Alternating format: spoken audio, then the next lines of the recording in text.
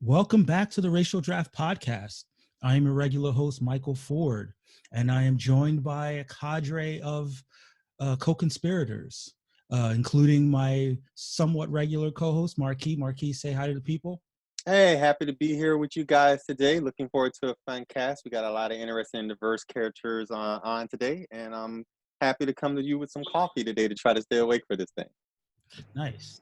And rejoining us are some of our team captains. We have making his regular season debut, the captain of the Native American team, Joaquin. Joaquin, say what's up to the people.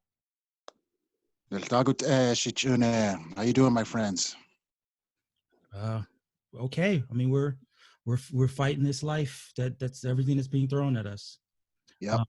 We're also joined by the captain of team, the co-captain, of Team Hebrew, Annie.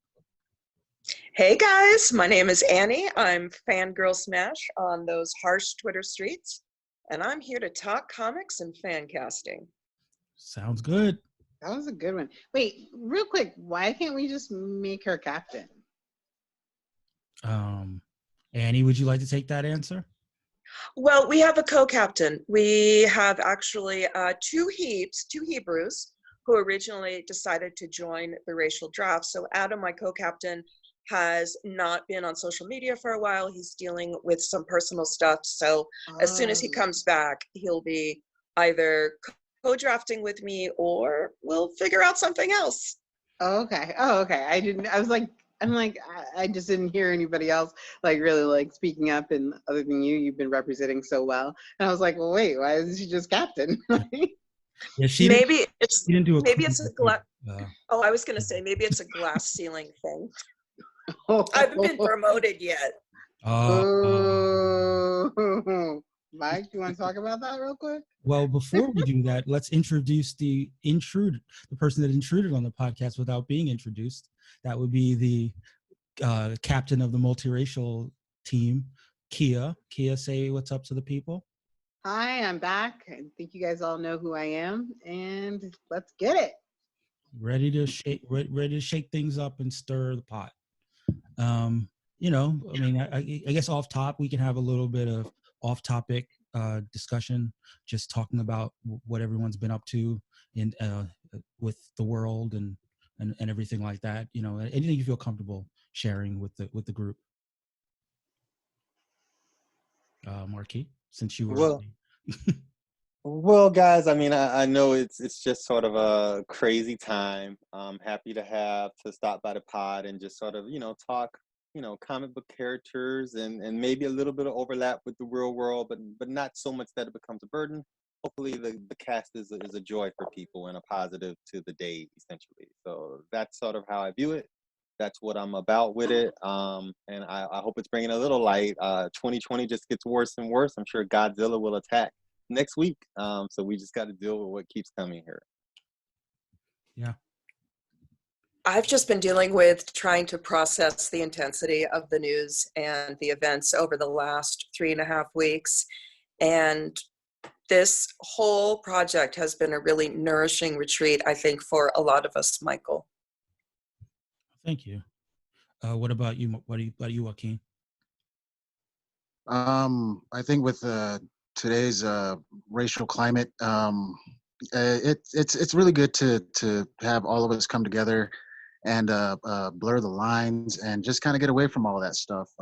And with everything that's been going on in the media, as far as what's been going in the streets, I can definitely relate because this sort of thing happened to an uncle of mine, and I'm just really glad that you made me a part of something that I can tell some great stories to, and at least give this a sort of escape from the hell that's going on out there. So, but for that, Mike, I really want to say thank you.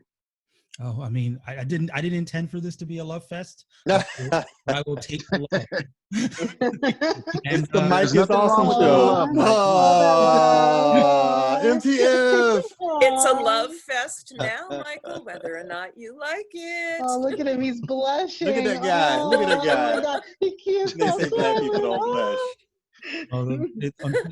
Fortunately for me, the listeners can't see the blushing. Not unless they subscribe to our Patreon. Coming soon. Coming soon. Besides, blushing is really the only true white man's burden. So,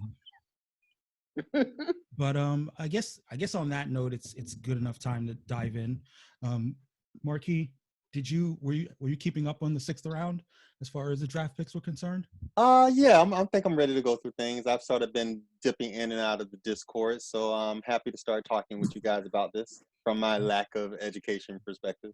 Well, before we go pick by pick, what picks did you sort of stood out for you?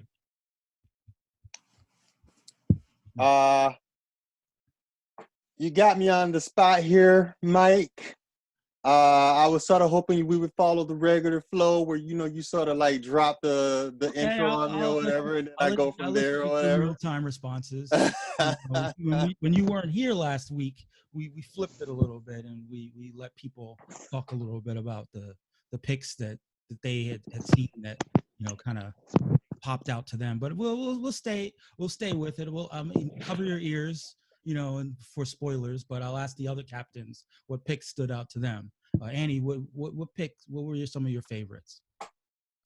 Well, I was absolutely entranced with Tomate's pick, Team Polynesia. Okay. I thought that weaving in of the backstories, again, Tomate has this really holistic vision. He's already mapped out how the characters that he drafts are going to interrelate. So I really loved the backstory. Right. Joaquin, what about you? I mean, just so you know, it's a little bit gauche to pick your own picks. So other than your own pick, yeah, I know. I'm not. That was definitely not my intention, but yeah, it was definitely Tomate's pick, and I totally agree with Annie on this one, because even though we come from two totally different cultures, there is a real similarity there, and it was just really neat how he would kind of take the character of America, and and plus it was always it's always funny to see the other team's reactions. But yeah, I thought it was a really good a really good pick, because I've even though I've read some of her comics, I'm not really too familiar with the character, and it was because of this pick that I'm actually really looking forward to delving back in and reading about her a little bit more. So I thought that was really interesting. Yeah, I mean, I would say about America, unfortunately, her one solo book that she had a few years back wasn't particularly well received. I know she has It wasn't, yeah. Yeah, I know she has a new solo book that's supposed to drop sometime this year, and I'm really looking forward to. But she has shined a lot for me in team books, especially because in the books she has a strong bond with Kate Bishop, Hawkeye, and they have this kind of tight best friend bond where she's more of a her fists speak louder than her words, and Kate is very much the opposite, a smooth talking kind of wisecracking type of hero, and I like the way that they kind of interplay together. But, Me too. I was just going to say I like that dynamic between them. I loved Tomate's backstory for America. I love that he retained that she's kind of an amalgamation of a lot of different things that she represents, and I thought it was really beautiful. Yeah. And so Kia, what about you? What stood out for you? I have to be in agreement with my fellow captains and say Tomate's pick, and all for the same reasons that they said. Guess pretty much took the words right out of my mouth. All right. Well, on that note, I mean, we should just dive in and talk about some of the other picks. So kicking off round 6 was the Latinx team, which a lot of people have them pegged as the front runner so far, and They're not. Boo! and they brought in another powerhouse that would be Billy Batson, aka Shazam. They even included fan casts for both young Billy and the elder Shazam. That's Marcel Ruiz for Young Billy, and Adam Rodriguez for Shazam. And they this was kind of interesting because, you know, S, as you know, is our captain, but we had our friend Martin join us in the Discord. You know, shout out to the Discord. And S lent out picking duties to Martin, and Martin brought it. Let's see. The wisdom of Cebu, the creator deity from Talamancan mythology of Costa Rica and god of humanity, wisdom, and values. The strength of Huitzilopochtli, the patron god of the Mexicas, the Aztecs, and the god of war and the sun. The power of Oxine, the god of rain, thunder, and lightning from the Totanic people of Mexico. The stamina of Zactimi, the Mayan pillar god who holds up the western corner of the sky. The courage of Apu, the mountain spirit, the most powerful of the nature spirits and protector of the local Incan people. The swiftness of Mictlan Pachectot, the Aztec god of the north wind. These figures from Latin American mythology bestow incredible abilities upon a young foster kid named Guillermo Colmy Billy Batres when he utters with intent the name Shazam. I mean, they went through, they did the research, they found 6 gods to still get the acronym right. I mean, as someone who loves acronyms, I have to give that was probably my favorite pick of the round, Shazam. It was my second favorite pick. I actually, the two of them tied at the top, to be honest. That was such an amazing reimagining. And as you said, Michael, keeping the acronym, finding all the indigenous gods and goddesses of the indigenous pantheons of South America, that also really knocked it out of the ballpark and really retained the integrity of the character to its core. Right. Marky, how familiar are you with Shazam? I saw the movie. Okay. I'm also fairly aware of the sort of complex history between Shazam and Captain Marvel. So when I think of this character, I think of a character who's extremely powerful, Superman level powerful, correct? So a character that could potentially score a lot of points for you. And, you know, to chime in sort of with a little bit earlier, it's all sort of about the story here and the inversion without getting too far away from sort of what the character is sort of intrinsically about. And whenever we're able to achieve that, it's pretty impressive. So I love the pick. Yeah, no, I love it too. I mean, I can definitely see the sort of like seamless integration of this version of Shazam into what we see in the universe as we've kind of been trying to reimagine it. You know, I think it's gonna, given the fact that in a lot of ways Shazam looks up to Superman in the way that a young child often does look up to Superman.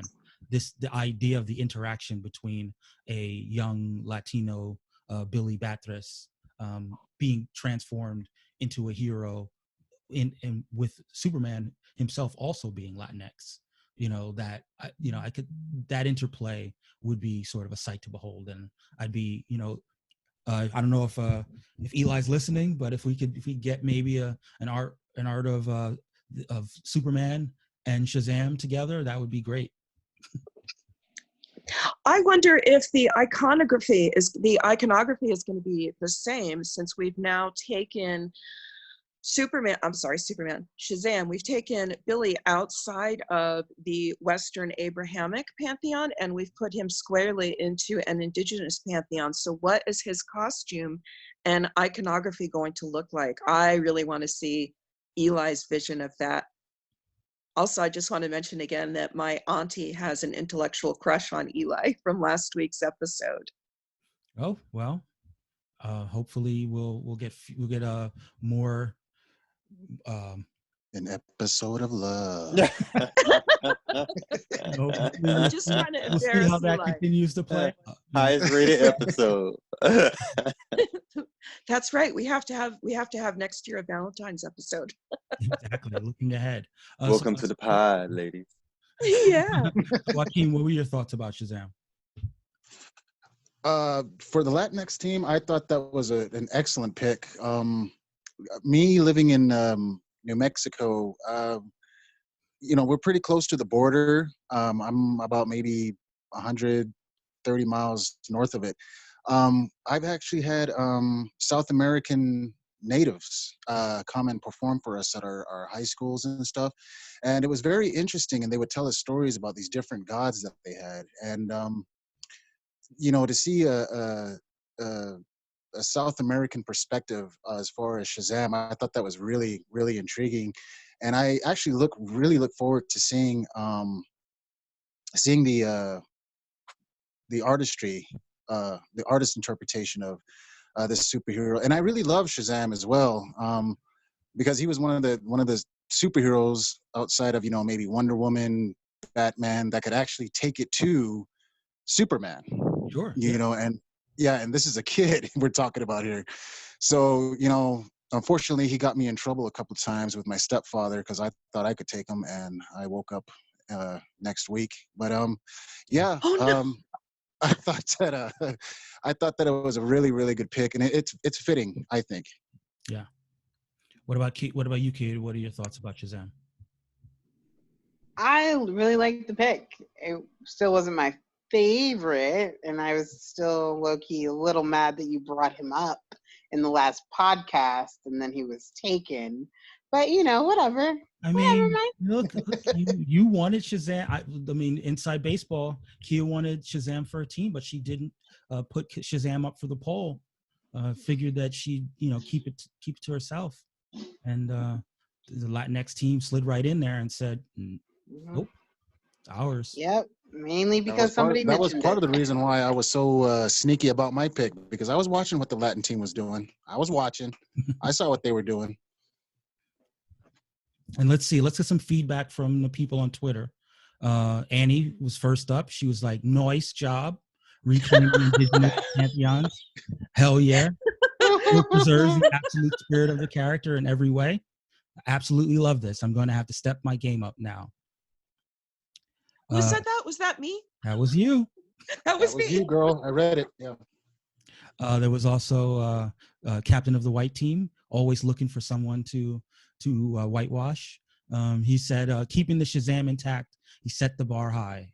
He also mentioned that this was his favorite pick of the round over later in the week. Martin, we'll hear from Martin himself. He said, bullet points. One, he was trying to be inclusive. He didn't want it to only be Aztec, Mayan, and Incan. He wanted the abilities that were comparable to the abilities of Shazam, the original Shazam, and he definitely wanted to make sure that it still spelled out Shazam, and it was a win-win-win on all those fronts. I thought that was absolutely genius. I thought that was awesome. For sure. Me too. Absolutely seconded. It was just okay. Come on, Kia. Mildly entertaining. Shout out to Snap2Geek on Twitter. She says Marcel Ruiz would be a killer choice to play Billy. Our friend Arturo, he says "Que anda mi chas?" I'm not fluent in Spanish, so I don't know what that means. Let's see. And let's see. I think that's it as far as feedback. So the next pick is the Black delegation. Always a wild card, the Black delegation. Oh yeah. And but this time the Black delegation came with it because they selected Victor Von Doom. Dr. Doom. Yes. In the house.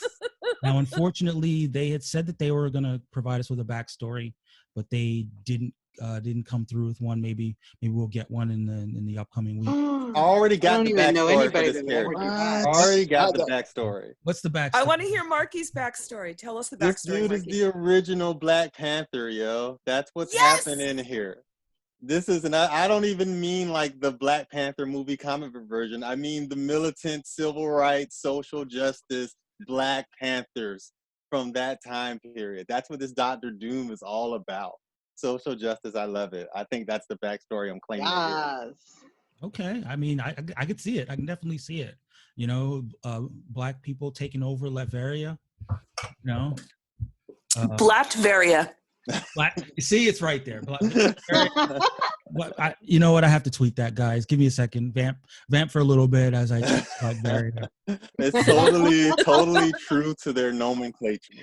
Well, from the I Native feel American bad. standpoint, I was kind of wondering, was this a shot back at the white delegation for taking Eric Brooks? I mean, I feel like a lot is a shot at the at the white delegation for taking characters away. Yeah.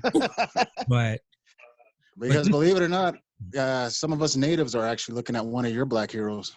oh, you see, they're always getting taken. You know, because look, the previous round they lost to T'Challa, but you know they bounced back. You know, they bounced back with Doom. I think that could be an upgrade depending on how the rest of the draft goes. Can I tell you guys, to celebrate this pick, I actually rewatched a portion of the truly awful Michael B. Jordan Fantastic Four. The Joss Oh Trank. man, No. I am so sorry. Why would you do that to yourself, man? It's a labor of love here. It's a labor of love. And what I was thinking to myself is, wow, this character here is pretty vicious in this movie. There's something there. There's a version of Doctor Doom. I don't think we've seen it yet in any iteration. Really? That's interesting.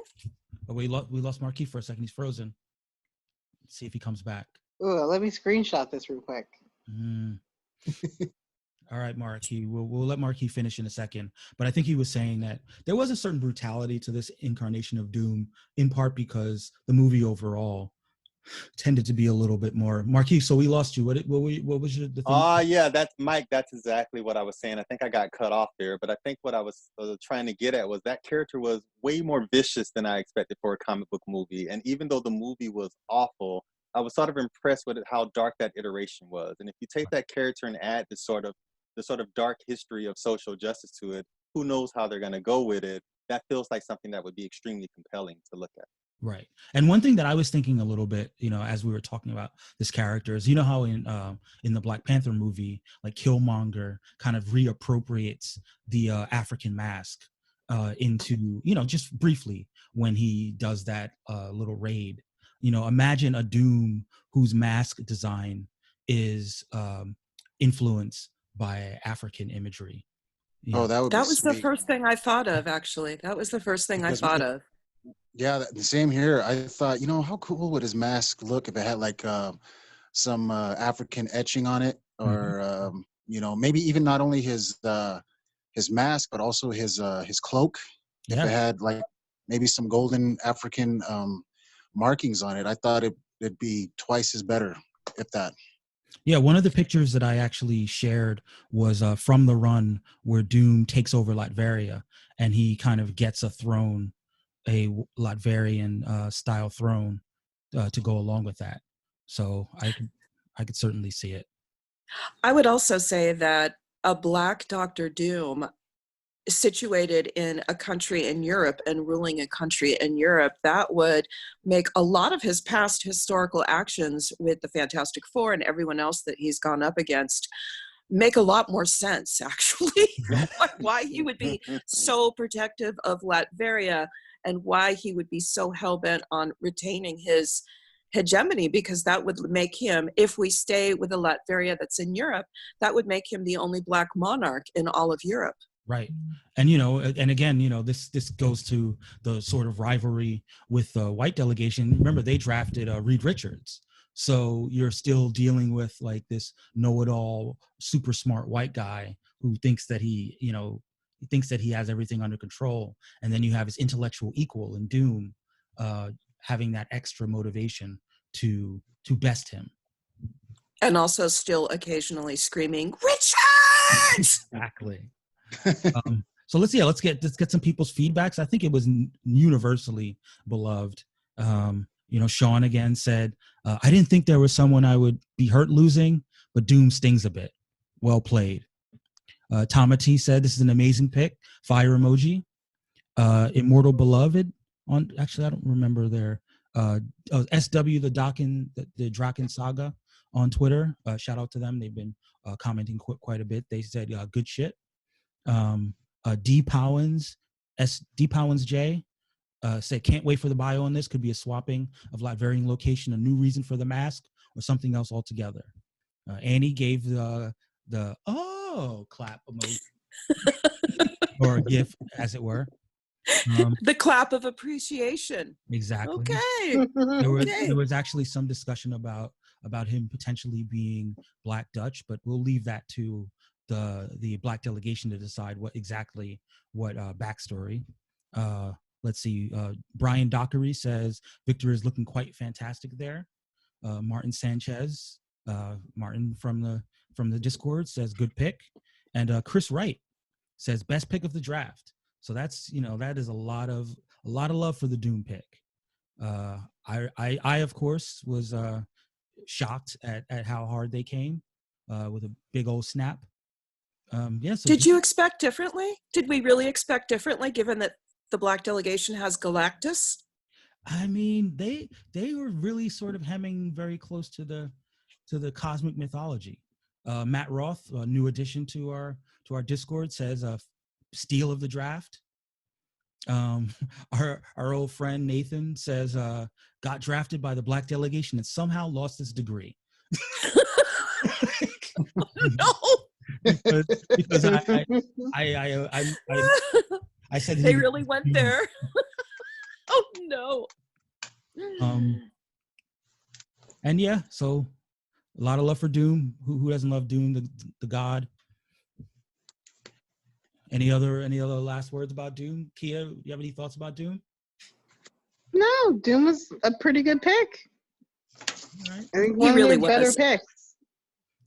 Yeah, I mean that was first round value in the 6th round. I felt they actually came to play. Yeah, I'm telling you, they're zigging when everybody else is zagging. I just love the militant overtones. I feel like the sort of militarized state they're creating over there is just what these days need. I agree. And good one. And on that note, let's move on to the third pick, which was the white delegation. This was a little bit of a shocker, but I guess it shouldn't have been, knowing what Sean was going for with his picks. He picked Damian Wayne, aka the current Robin. Oh God. Mm-hmm. So I've been wanting to rip his head off for so many days. Like, oh man. Robin tends to have so many barbs, for everyone that he's in the room with. Like, even his dad. Like he's got a smart mouth for sure. He does, man. Oh my God. So maybe it's fitting that he's a sassy white kid who calls his dad probably by his first name. He's going to be absolutely insufferable. And I also want fan art of him now sassing Asian Batman. Oh yeah. He was the whole reason why I made my pick, like, oh man, like, ooh, I need somebody that can destroy this little guy. Because when I read the comic books, I mean, I just wanted to rip the comic book in half, like, just, oh man. But you can't really front Damian Wayne on another note, because at the same time, he was raised by assassins. So yeah. He's kind of a young man trapped in a teenager's body. Yeah, I mean, he's a really compelling character for that reason, because that's the only redeeming quality I think he's got. I mean, you have the idea that Batman, is this exalted figure, and Damian feels like, as his son, he is the rightful heir to the Batman lineage. But then he also has this countervailing mythos of, he was raised to be a killer. He was raised not to have the kind of mercy that Batman has. And there's a little bit of an internal battle between what he might see in a lot of ways as a half measure in being Batman, but also wanting to uphold that the honor of what it would be to be the future Batman. And also, I really feel like Damian and Cassandra Cain would have a lot to talk about. If only DC Comics wasn't criminally underusing Cassandra right now. I really feel like she's the true heir to the Batman throne, but she's also someone who was raised obviously by assassins. Right. I really wish the two of them had more interaction, and I really wish that Cass had her own book right now. Now, have you been? But that's another story entirely. Have you been reading the Outsiders books? The Batman and the Outsiders book? I've actually started to read that, and I'm completely behind. I only finished the first issue. Yeah, I'm about 3 issues behind on that book, but I think that Brian Edward Hill has been doing really good work in that book in terms of kind of, obviously it's not a solo book, so there's more of a team dynamic, but it is a lot of people with conflicting views on heroism, sort of, and one of the big bads in the book so far, at least, is Ra's al Ghul, and him trying to corrupt these teams, the proteges, the young proteges of Batman, who basically Batman asks Black Lightning to train because he sort of knows his own limitations as a mentor, and he thinks that Jefferson Pierce would be a better mentor to these kids. So I mean, there's a lot happening with Cass in that book, and hopefully when I get current on it, I'll be able to speak more definitively about where it takes her. But what I've seen so far, I thought has been really good. And it's a shame, though, that Damian hasn't had a part to play in that series, as far as I remember. Why? Well, one of the things just leave Cass. Go ahead, Annie. Oh, I was just going to say why. Just let Cass have some time in the spotlight. Okay. I was just saying. I was more speaking to your point about saying that their interactions would be interesting. Oh yes, absolutely agree. Take backs. So let's jump into the backstory. Sean brought a little backstory. He said, Damian Wayne Watanabe, the genetically modified and aged up son of Bruce Watanabe and Talia al Ghul. Damian was given a new skin tone in hopes that his privilege would allow Damian to surpass his father and take over the same Gotham that had once killed wealthy immigrants trying to make their city a better place. Nobody could have foreseen Damian striking out into a world where his views would be shaped not only by Talia, Ra's, or Bruce, but Dick Grayson, who taught Damian Wayne a better way forward. Taking up the moniker Robin, Damian considers it his privilege to fight alongside his new family. It's short and to the point, but it gets to kind of the heart of this person that has had these expectations thrown upon them and then finds his own way, trying to balance everything out with the aid of the Robins as his big brothers, so to speak. Yeah, my whole perspective about Damian Wayne was the fact that the teachings from both Talia's team and the Bat family, if you will, it kind of tears him apart, and it makes him really confused about a lot of things. Because as far as the League of Assassins goes, they've taught him only one thing, and that's to kill. And his dad is over here trying to teach him another thing, like, killing isn't right. And to me, myself being both Black and Native American, I totally get that. I totally understand, coming from two different worlds, how it's a big game of tug of war, especially for just one young man. And I live by this saying, it's easy to fit in, but it's difficult to stand out. Mm-hmm. So I figure, why not let Damian take that path and just stand out and not really necessarily try to fit in? Yeah, I mean, I think so far, at least in what I've read about Damian, is that's part of his journey as maturing, trying not to just emulate the people who came before him, but to carve out his own path. And I'm curious to see where it goes in the years that follow. And yeah, that's part of the reason why I'm not going to completely hate him, because he's, he may be a young man and trapped in a teenager's body, but there is room for growth there. Sure. So I mean, I think he was 10 when he was introduced, maybe even younger than that. I mean, I think he was about 9. Oh yeah, 9 years old, 9 or 10. He was like young. He was really young. Yeah. Right. I mean, so that's younger than even any of the Robins, the previous Robins. You know, he's pre-adolescent. You guys are actually making me sympathetic towards Damien, which is something that I never wanted to be. me too, but you know, when the white delegation picked Damian Wayne, I was like, the white team can have him. Yeah, I know he's a kid, but out of the long history of Robins, I think he's my least favorite. So I'm happy to give him to the white team, even though I acknowledge that I will definitely look forward to see Damien's character growth over the next decade or so in comics. And I'm and sure Jason Todd never had that opportunity, but that's a whole other story. So. That's a whole other story.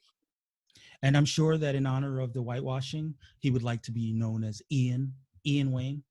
Ian Wayne. Chad.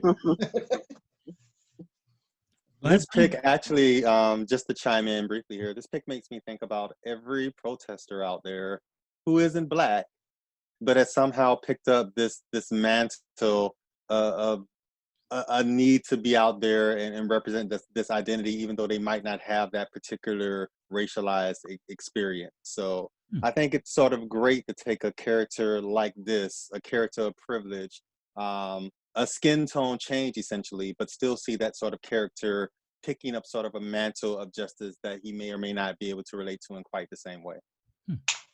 It's like the reverse of Psylocke. Interesting. Yeah. Well, that brings that's how I do, guys. Well, that brings us to the Jewish delegation. Yes. Which was selected by fan poll. I know you had your favorite, but the fans had a different idea in mind. They chose Mark Spector. Did I say that I ever had a favorite? Did I ever actually say that? I may have alluded to it, but I might have been being cagey. Oh, I don't know. You did like the native Hulk. Your reverse psychology on us. So, yeah. Well, I actually really loved all 4 of the characters that I drafted, and I know that I did have some positive feedback about the possibility of drafting Sue Storm, both on Twitter and in my DMs. I know I explained the meta commentary reason why, as well as in canon, in continuity reasons why, but the public, as you said, Michael, have chosen to retain Moon Knight. And I mean, obviously, it's more of a defensive pick, given that in the comics, Mark Spector is already Jewish. But you know, if you have any other things that you'd like to chime in on about just your particular spin on Mark Spector, now's the time. Yeah, can I just say that in prepping for the podcast today, I was just looking up something unrelated on Marvel's website. I clicked through to Moon Knight's profile. They have removed all traces of Mark's Jewishness from his online biography on Marvel.com. Yes, all they say is that he comes from a, quote, traditional family that he left behind. Wow. Like this, and given that they're developing a Moon Knight series right now, you know, that might be on Netflix or Disney Plus. Sorry, it's probably going to be on Disney Plus. That was just a slap in the face. So I'm going to have a lot to say about that on Twitter. I am going to tweak Moon Knight's origins a little bit.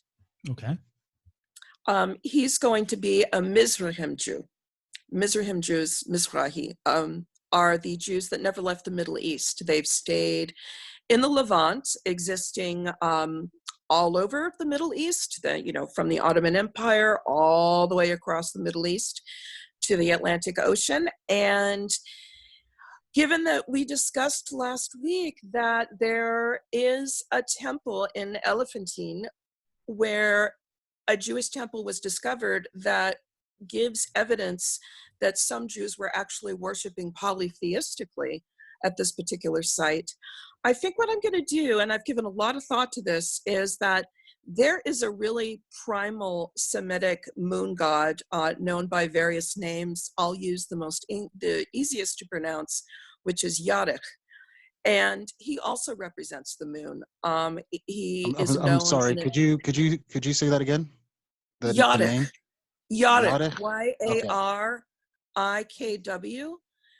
Okay. There's a bunch of other spellings, and I don't want to mangle the pronunciation and make it difficult for you guys with the Hebrew and the Semitic, the harshness of Semitic languages. So given that there already is an ancient Semitic moon deity, I am going to rewrite Mark's origin and have his origin be an interplay between this ancient Semitic moon deity and the Egyptian lunar deity Khonshu, who we know him as being the avatar of. And so I'll be happy to write all of this out. And given that he's going to be Mizrahim, he's going to be brown. He's not going to be a white passing Jew. I know in the comics he has brown hair and brown eyes. We're going to keep that, and I have a fan cast in mind. I'll put up a picture later on. Okay, well, we await that, and we'll share it on the Twitter account and the various socials, and we await all the details about Mark Spector. One more thing. I just want to petition here and say that I deliberately chose Mark as one of my picks because in my mind, he is Marvel's version of Batman. I know a lot of people. I totally agree with that one. Right, but actually I disagree with that. The more I read Moon Knight, starting as a kid, starting way back in the mid-70s when he was introduced, I realized that he's actually the opposite of Batman in so many ways, but in a loose, functional way, he serves as kind of that XB, that Captain XB, to be Marvel's version of Batman. And yet at the same time, he's the complete opposite. He will kill people. He will slice your face off. He wants people to see him coming, et cetera, et cetera. So I have a lot to say about Mark. I have very strong opinions about Mark. Okay. Like, admittedly, I haven't read a lot of Moon Knight. I've mostly seen him in guest appearances. I know that Jeff Lemire had a recent run that was well regarded, and at some point I'll probably delve into that. But you have to read the early 70s stuff and the mid 70s stuff with Bill Sienkiewicz, okay, illustrating, and Doug Munch. And then there's also the Charlie Houston run, as well as Warren Ellis and a ton of other writers. Yeah, and he's and like you said earlier, there is that Disney Plus series coming, and I would expect that he's going to get a push in the next couple of years. You know, he's got an arc right now, in fact, in the Jason Aaron Avengers run, where he just really leveled up at a level that I wasn't prepared for. So I'm curious. Jason Aaron is the writer that I least want to touch Moon Knight, but we'll leave it there because I haven't read the start of this new arc yet. Okay. Yeah. We'll save that for another podcast. Yeah. I do enjoy myself some Jason Aaron, but yeah, that brings us to the next pick, which is the Asian delegation. Strong picks all around. And listen, this was a strong round for villains because they picked Lex Luthor as their choice. So, you know, between Professor X and Lex Luthor, they've got the bald people locked down. Their origin is as per Ron Solo, shout out to Ron. Korean-born Alex Lee comes from a wealthy tech family, but after his father was kicked out of LG Electronics in Korea for embezzlement, the family moved in disgrace to Metropolis in the United States. There, his parents opened a small cell phone shop and built a new life. Alex was determined to bring honor back to his family's name and create a company better than any in Korea. Always admiring his white friends, he changed his name to Lex Luthor and created LexCorp. He expected to be widely honored and beloved by all in the U.S. and Korea, only to find out that some brown immigrant named Superman was getting all the adulation that he deserved. He's determined to show everyone why they're wrong and he's right. You know, it's simple and to the point, but it I think in a lot of ways it encapsulates the, you know, pathos that happens in the Lex character and what motivates him to want to be not only the top villain, but the villain to specifically take down Superman. Well, what were your and also it injects that he's going to be, when he comes to the United States, there's going to be an element, of course, of racism directed at him. So there's this whole new level And that's what this whole project is about. But yeah, that's fascinating to me. I thought it was an excellent pick. Yeah, I agree. What about you, Marky? Well, my only thought was I was a C student, but even I can see the theme in this universe of picks from the Asian delegation. So I really respect that there's a sort of thematic consistency across the board, and they're really creating a sort of unified universe. Although these characters, I guess, essentially aren't working together, but you can really see sort of the concept and the sort of vision they have for all of their picks. I love that sort of execution of a vision across the board. Right. Joaquin, what were your thoughts about this Lex Luthor? I thought it was a good choice. One of the things that really caught my attention, especially listening to the story, was actually a movie called The Last Samurai. I'm familiar with it. Yeah, and it's about this transition of Western Western influence coming into Japan. And with this Lex Luthor, I thought he wanted to honor his family. However, he's got to do it in his own way, and even if that means he's got to step on some skulls, he's going to do it to at least try to make his family proud, or at least let the world know who the name is. And I was thinking about, and Marquise was right about the whole thematic thing about it. It also has a little bit of a cinematic view to it, because I could definitely see this as a good origin story. As far as an Asian Lex Luthor. But at the same time, I also like the fact that you can understand why he's doing what he's wanting to do. So that doesn't make him a bad guy completely. It just makes him human.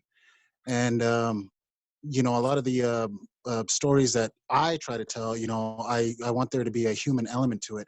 And I really like that as far as the Asians delegation picking Lex Luthor.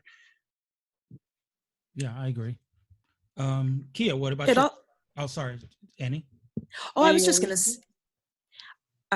say that it adds a much more sympathetic element to Lex Luthor that otherwise would not be there. Just as Joaquin was riffing on, it adds a really sympathetic element to him that would not be there when he's just a plain old arrogant white guy, mansplaining white guy, monologuing white guy. Yeah, it just gives them a lot more depth. Yes. Yeah, I agree. But I still what I still like about the character is the sense of entitlement, though, which to me has to be there with Lex. Arrogance. Yeah, Yes. definitely. Yeah, the arrogance and the need to put his name on everything. Obviously there are real life people who put their names on everything that aren't held in very high esteem right now. And but I think that when you have someone who's that competent and that committed to wanting to take over the world, but also not doing so because for the benefit of humanity, but for his own aggrandizement. Like a Korean Elon Musk. Kia just took the words right out of my mouth. Oh my God. Don't besmirch See, Lex Luthor with Elon Musk's name. I'm just gonna be Elon like, Musk. Elon Musk is Lex Luthor. He absolutely is. I expect Elon Musk at any day to start carving his sigil into the surface of the moon. Yeah. With like a guided laser array or something. That's his next project. Anyway, go on. Probably. Yeah, and Lex would absolutely name his child after an unpronounceable series of symbols. So let's get into some of the feedback on this pick.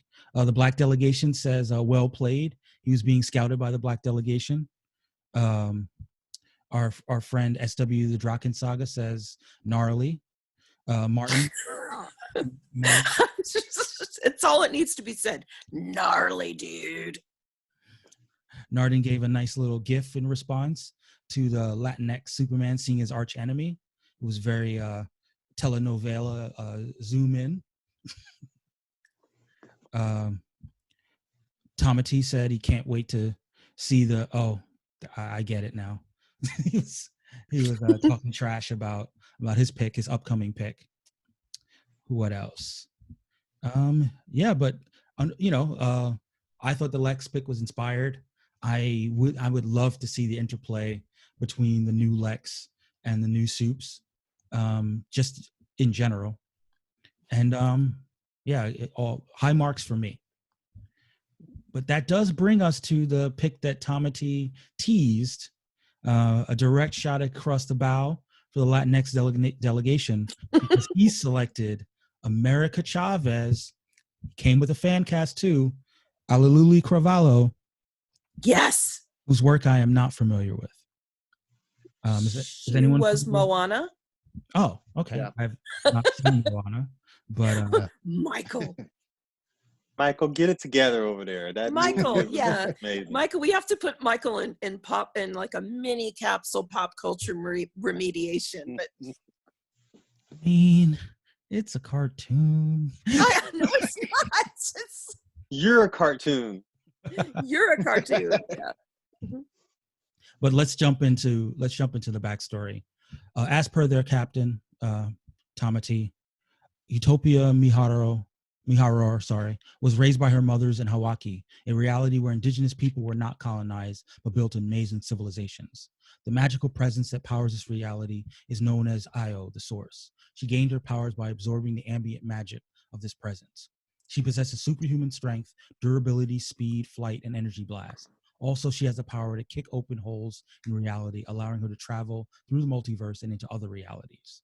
When Utopia was a teen, a magical event using chaos magic created a rift in her reality.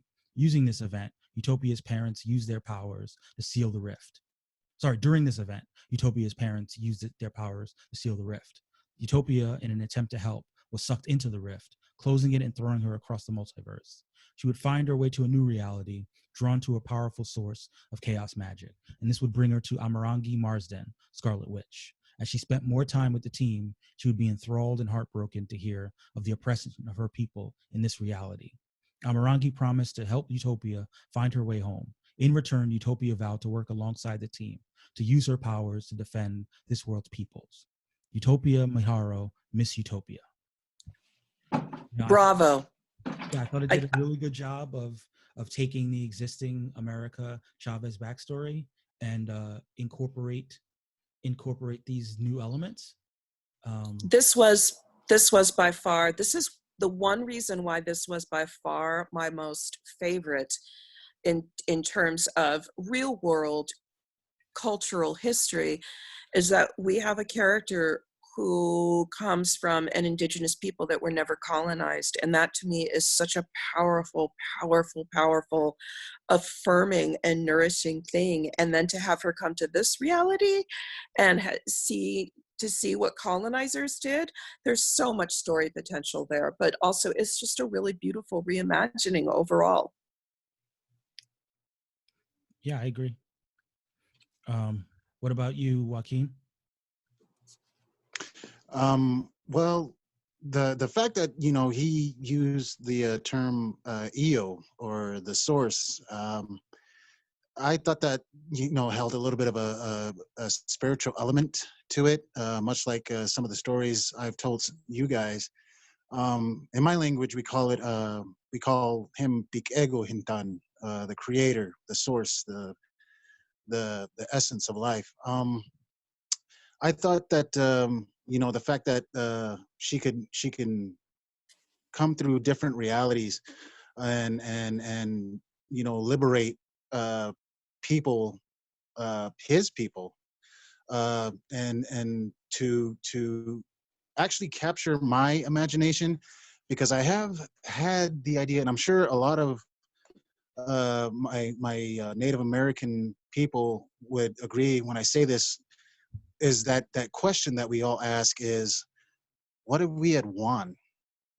And and like Annie said, that does leave a big potential for storytelling. but you know, history is the way it is, and I thought with Tamati coming with this sort of super heroine, if you will, and the fact that she's not doing this not only in um, probably this world, but others as well. I thought, you know, that to me that kind of put her right up there with Superman, Hmm. if I can be honest. Sure. Yes. Yeah, I agree. And can I just say one thing, that if we have now an indigenous America Chavez, she's going to be taking down that telescope that's going to be built at Mauna Kea really quickly. That's something that I want to see fan art of. Eli, if you're listening, I will pay for this. Yeah, Kia and I were stationed in Hawaii, and we've been on the Big Island, and yeah, that Actually, I wasn't stationed on the Hawaii. you weren't. Nope. I thought you were, Nope. or maybe I just ran into you in Japan. Yep. Well, anyway, It's Japan. yeah, I probably did. I, But I anyway, wish I yeah, wish I I've wish it was seen. Hawaii. I tried to get to Hawaii. It didn't work out for me. I But really anyway, did. I've seen that telescope, and yeah, it doesn't do the mountain justice. So yeah, I strongly agree. Take that damn thing down. Take that down. Can I also say that as a Jewish person, and I know I touched on this last week, I think a lot about me as a Jewish person. Jewish people are guests on this land. We are guests on stolen land, and we have a huge responsibility. So we have a huge responsibility to decolonize and to aid and abet indigenous people and to be accomplices as much as we can in getting land back, etc. But in thinking about this over the years, I find myself thinking a lot about what would have happened if colonization had not occurred in North America. What kind of stories would have been told? And we lost thousands and thousands and thousands of years of story. I mean, obviously, Joaquin is the better person to speak on this, but Jews suffered a similar fate in many ways in Europe. So I really love Tamati's holistic vision of bringing together a team that is complementary and truly works in synchronicity. And I really feel like his team is being overlooked as the front runner, because the Latinx team is scooping up big names, but Tamati has a long game strategy here that we should be beware of. And that's all I'll say. All right. All right. I'll keep that in mind as I continue to tout my faves. But speaking of the Latinx team, they had a lot of bad gifts, a lot of upset in response Yeah, I to saw it. some of it. You know, a little bit of there, some laying down and tantruming. Yeah. A cat with a sombrero, looking at the camera like, "Okay." Yeah, a lot of gifts. If you're on Twitter, find this pic and see the fun gifts, because Martin says he believes it's the first draftee that had been taken from the Latinx delegation, and very ratero was the response. Ratero. At some point, there's going to have to be a duel, like one of those 18th century style duels where people slap people across the face with lace handkerchiefs and meet at dawn. Oh yeah, I mean, I expect certain grievances to be struck. Struck, yes. But let's see. I think most of the feedback was from the Latinx delegation licking their wounds after having one of the characters that they favored taken out from under them. Sean from the white delegation, I'm sure he was would have been perfectly willing to whitewash her if given the chance. But he said that Miss Utopia was another stellar pick for the Polynesian team. Mahesian on Twitter says, yes, she's you know, lovely. She's lovely. I love her. He loves reading these alternate storylines and how cool would this version be, and then other sort of love fest stuff for Tamati, which I'm sure Tamati loves. Yeah, Tommy T better practice some humility. We don't want him to be becoming the Polynesian Lex Luthor. That's exactly right. And let's see. I think I know I said something. you did say. Oh, yeah. There we go. Oh, it's so good. I fake hate you, Tommy. Seriously excellent. I mean, seriously. It definitely feels like writing to the future here, which I think is an important component of the draft. Looking at the past, but writing to future generations and creating stories for future generations to sort of repair some of the damage that's been done historically. And that's something to love here. Right. Agree. Well, that was one of the reasons why I called all of you, future heroes. I mean, because like I said earlier in the podcast, we're kind of blurring the lines here, and the fact that not only am I learning about past and present, and not only future comic book heroes and villains, I'm also learning about other cultures, which I really do thoroughly enjoy. So I thought I'd just throw that in there. Sure. Cosign. Cosign. And that brings us to your pick, Joaquin. The Fine. seventh pick in round 6, X-23. I'll let you tell the story because you're here.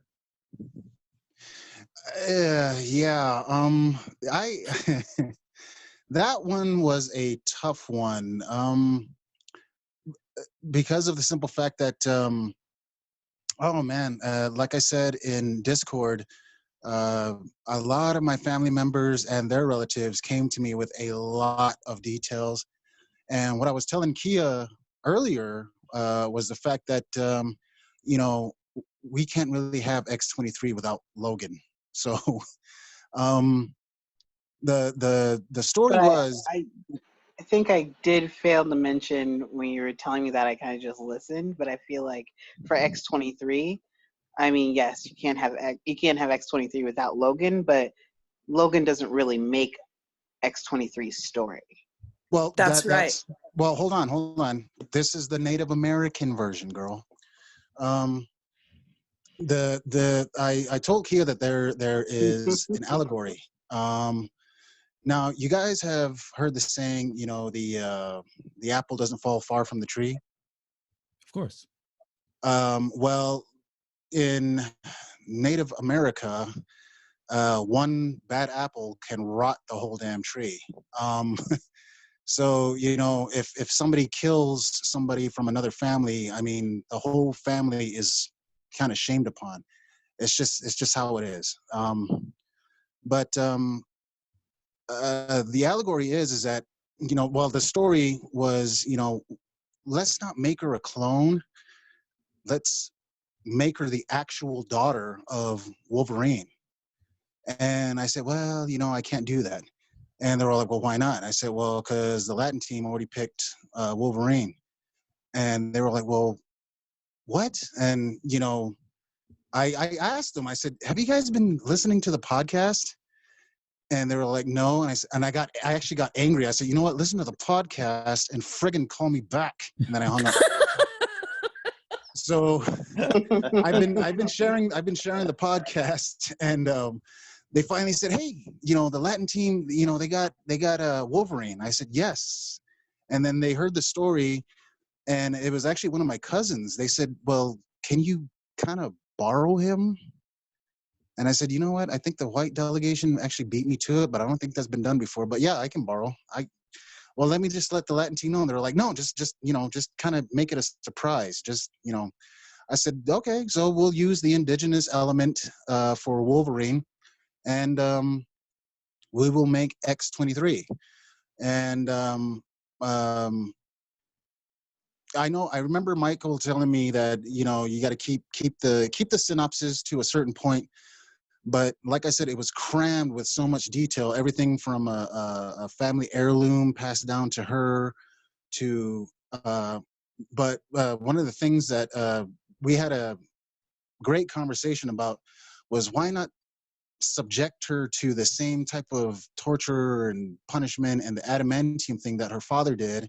And then, she's brainwashed and she's only meant to kill her father, but she doesn't know that Wolverine's her father until they have that battle.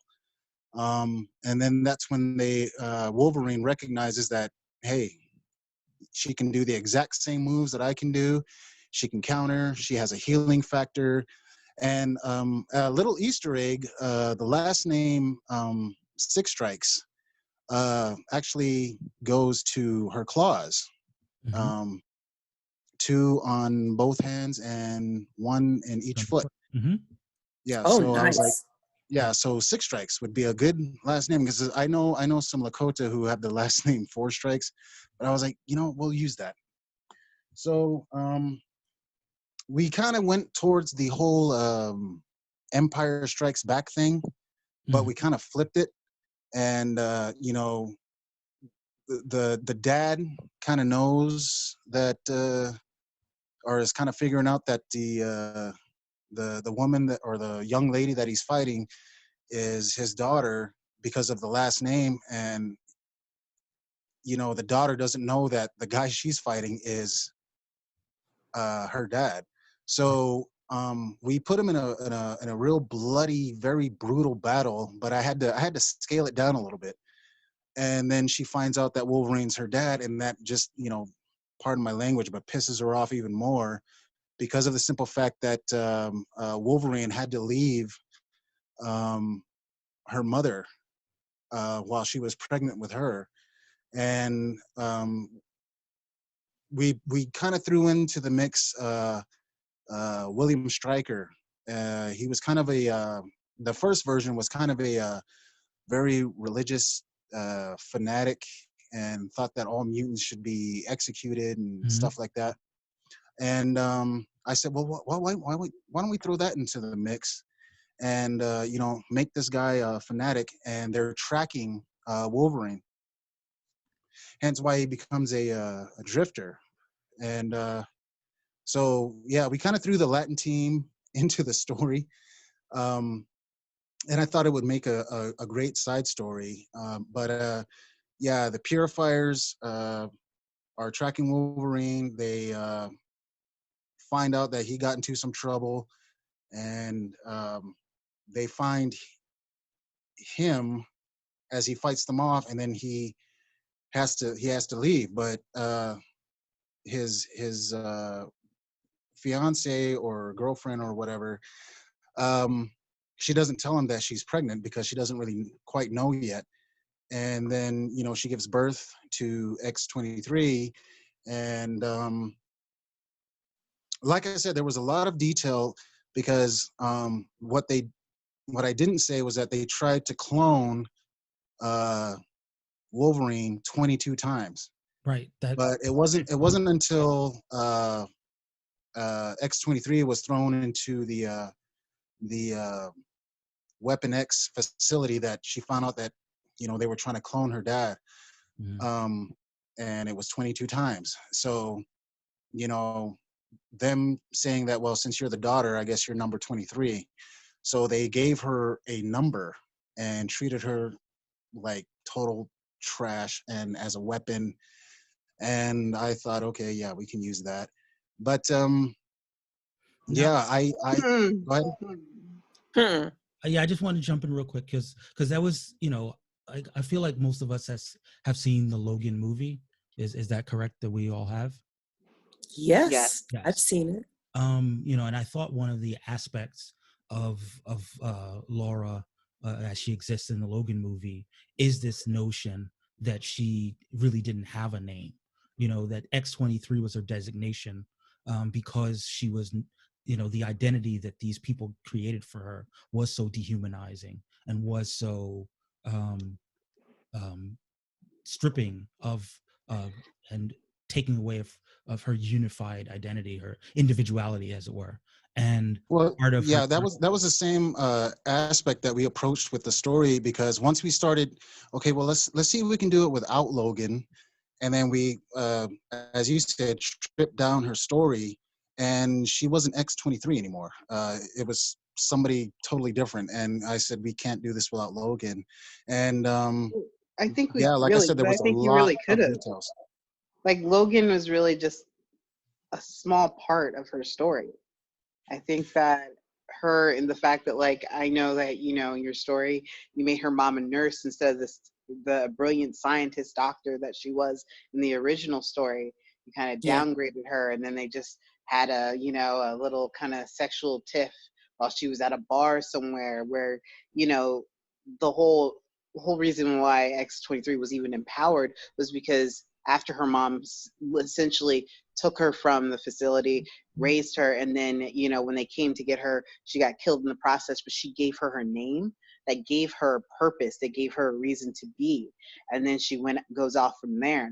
I think he took away the whole empowering part of what her mother, what her as a woman, you know, brought forth in the whole story. I don't think it was more about Logan. I think Logan was just a part of that story, if not a smidgen of that story.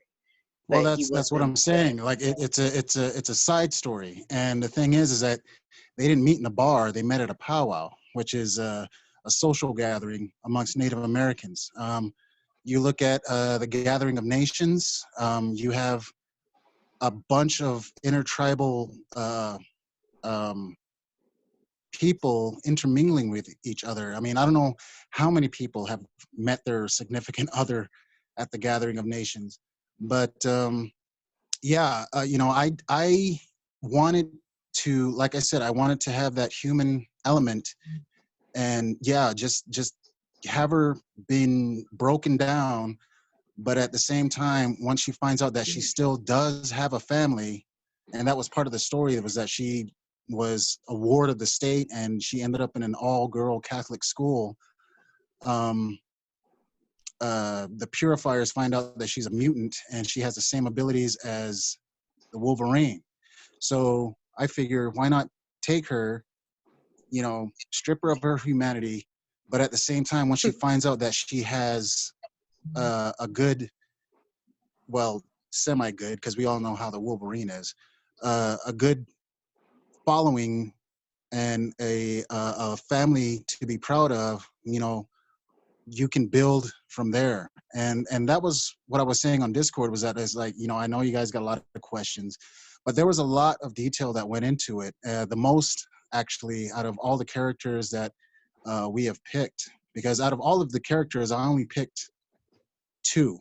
And this one was really difficult because I couldn't do it without another superhero. Right. So that was what made it really difficult. But at the same time, you know, she's standing by her daddy, and she's gonna go wreck shit. So yeah. I have a question. Okay, go. Go Yeah, ahead, go Annie. for it. I have a question. My question is, given the epidemic of missing and murdered Indigenous women, how is that going to play into her backstory? And given that she's going to a Catholic school and the horrific history of Catholic schools literally torturing and abusing Native kids, how is that going to fit into her story? And I'm wondering why we need another backstory where a woman character, a young child and a young woman character are being completely dehumanized and brutalized. Great question, Well, Annie. I mean, you basically answered your own question. I mean, I'm not blind to what has happened to these children in these boarding schools. And if you go on Discord and you read the story, you'll find out that that's where the Wolverine gene, if you will, comes out of her, and that's how they're able to find her. Understood. Got it. Mhm. Kia? I mean, yeah, I guess I'm kind of with Annie on this one in terms of, like, I felt like by her, I don't think she needed to be dehumanized in any way in order for her to be as great as she is. I think that there are a lot of fans that, like, I think Mike and I were talking about it, I think at one point. X-23 has a lot of fans, and it's what she goes through and how she becomes great. And at one point where I think Mike even reminded me that Wolverine died and she took on the name of Wolverine. And for a while until he came back to life, if I'm not, Yeah, am I correct on that? Yes, yeah, it was that's really correct. Yeah, important and empowering for her to kind of yeah. shed the X-23 and sort of make her peace with the idea. Like there was a whole storyline, and I highly recommend the all new Wolverine by Tom Taylor, where she goes through this arc and finds other clones, other people who had gone through what she went through, and they try to get her back. They have this trigger scent that they use to flip her switch and turn her back into a killing machine, and she has to kind of overcome that and reiterate and reassert her humanity as Laura Kinney. Well, that was the whole idea as far as the story goes, because I shared the remainder of the story with Kia, Mhm. and the fact that she finds out that her father went through the same torturous trash that she went through, that's where her blame starts to shift from her dad to the people who did this to not only her but him, and not only him but her mom as well.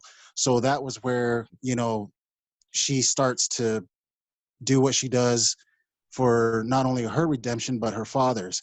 So I thought, why not make that a great dynamic? Because like I said, there's the allegory of the blood that ties them, because in Native American culture, blood is very, very important. It's your family, it's who you come from, Mhm. it's your family's reputation, and to be able to cut your own path, not only to cut your own path, but to make your family proud, which is what I did, Right. and I tried, and I still try to do. But that was what I wanted for her, Mhm. and she can, even if you took after the story that I told, even if you took Wolverine out of the picture, Mhm. she can do it on her own. Yeah, I mean, one thing that I wasn't too keen on, and again, I fully acknowledge that it might have just been due to the space constraints of the story, was that, like you said, this idea of the blood and the idea of the family. By making her an orphan, it seemed like at least you were making her an orphan, but yet she still had the family name. It seemed a little incongruous, because it would feel more, the family pride perhaps would feel a little bit more um, uh, deep and robust if she had those bonds of an early childhood and those connections with the family, which then, being anonymized, would have taken away from her, because Well, the thing was that I never said she was an orphan. She still has a father, and the people that turned her into what she was, I shouldn't say is, um, made her think that she was an orphan and she had nothing to lose. But once she finds out that she has a father, that's what makes her turn around. And because I know orphans, and they have no parents whatsoever. Um, but my intention was never to make her an orphan. It was just a child who was lost, a child who is totally confused, a child who was bullied and just made to feel like she can just not have any place in this world until she finds out that Wolverine is her dad, and that's then where she turns it around, and she's like, okay, well, we're gonna go after the people who did this to us. So Is she does Wolverine in have your a family. story? I'm not to interrupt, but I just wanted to clarify: is Wolverine in your story? Is he Native American as well? Because Well, you're like talking I a lot said, about blood ties, and well, here's the thing, and like I told you, I put it on Discord. I wanted to apologize to the Latin team. I took without asking, and with the South American element to it, yeah, there is a indigenous element to it. but not So native. they are natives. They are natives, yes, but I think There your is no team buts. and They're natives. that team is different, right? I think Mike No. knows where I'm going. I see Mike's face. He's like, "Oh God, here she goes. Here she goes." As the representative of the multiracial team. No, Like, no. I just want to point out We that I feel. wanted to honor the Latin team with the indigenous element, because there is an indigenous element. Yes, yeah. Yes, of So course there we is. decided, you know what, why not, borrow from the Latin team, because that was our quote unquote little loophole. Like, oh yeah, we can do that. Yeah, okay. So How, boom, how full can you blooded really do that? indigenous. Well, It, I it's do have also, some Mexicans in my family who That's honor true, their but that does indigenous. make you multiracial, and right? I was also going to say No, that it it's makes not me like other. intertribal. I, Tomato, tomato. Uh, for the blind ones, yeah. I I, mean, I don't know. Help me out, Marky. I don't know. Maybe I'm crazy. I don't know. I could just be crazy. I have a question.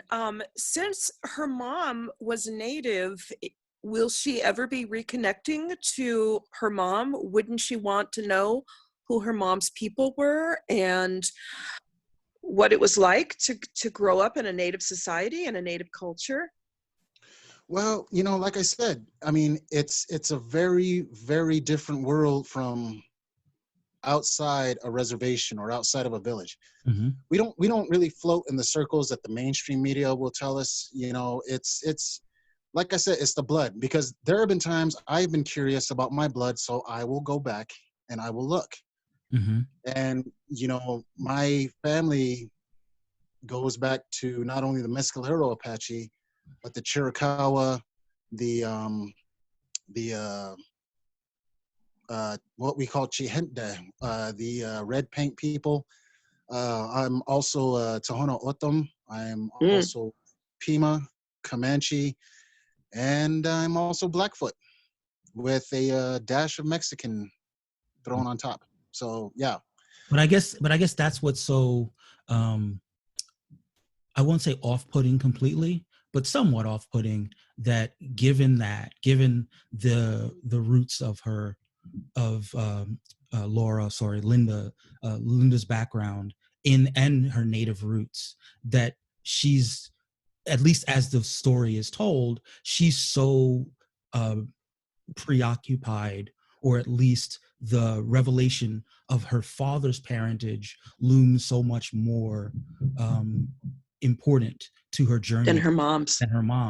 and that Yeah. feels, it's particularly as the native delegation, given that the strength of that native bond does come in through the mother. It seems like a curious choice to make the thing that ultimately puts her on her heroic path being who her father was, rather than who her mother was. Well, I mean, the thing is that both the mother and the father are very, very important especially in my culture. Mm-hmm. You can't have one without the other. And the thing is that, the fact that she finds out that Wolverine is her, and this is like you said, Mike, it was due to story constraints, because like I said, there was a lot of detail, and mm-hmm.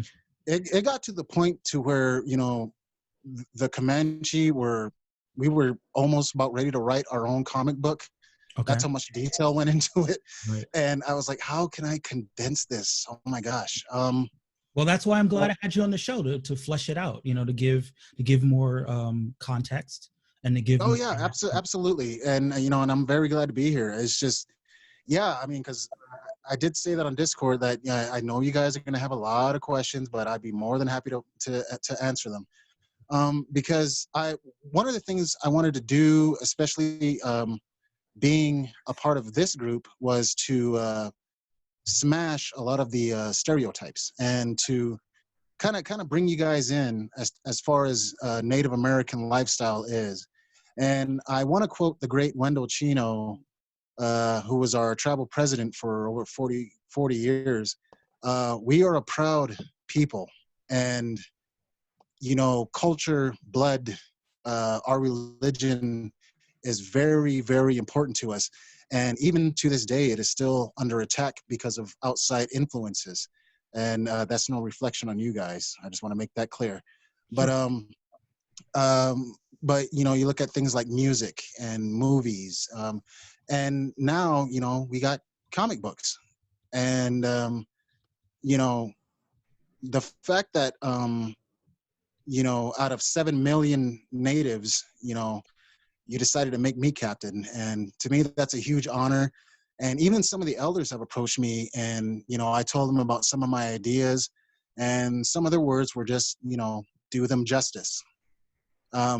Because there are, I mean, believe it or not, you have a tribal president and a former tribal president listening in to this podcast.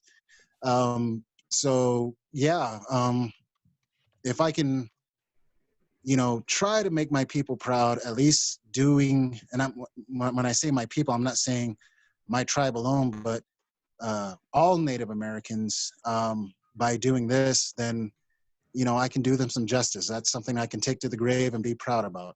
So yeah, you know, you guys got questions, you know, let me know, and I'll bring you into the door, man. I'll let you guys know. Well, I guess for me, I feel like sort of part of what's happening here is sort of the difficulties of storytelling and also historical context. So I feel like a little bit of what happens sometimes is historically there have been a lot of male writers, male creators. Uh-oh. Oh no, What he happened? froze. I was listening. What Again. happened? Creators Marky, use there we go. it's meant to be empowering. Wait, you're gonna have to repeat that, Marky, because you froze just like you are now. Try it Here, again. try again. Yeah. Okay, Sorry, start guys. over from the. I Okay, feel start like over that. from the beginning. Go ahead. Go. What you were saying. Okay, you froze again. Yeah, no, I was just gonna say stories that are very male writers telling stories that are very dehumanizing to females, but then at the end of the story saying, "Oh, but that's meant to be empowering."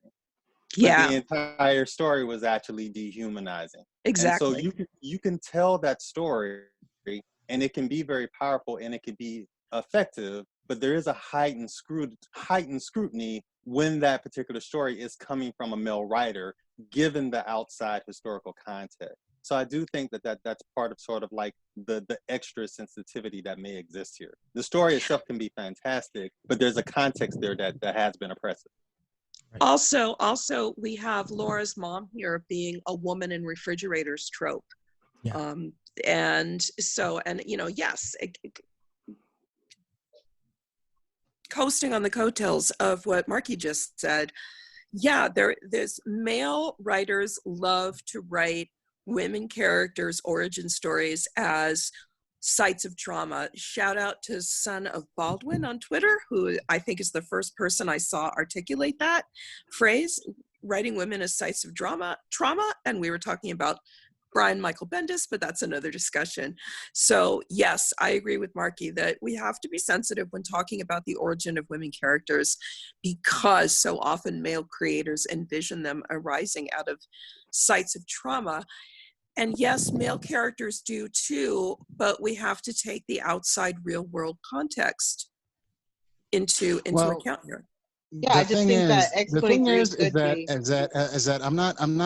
I didn't write this character to be dehumanized. I wanted this character to grow.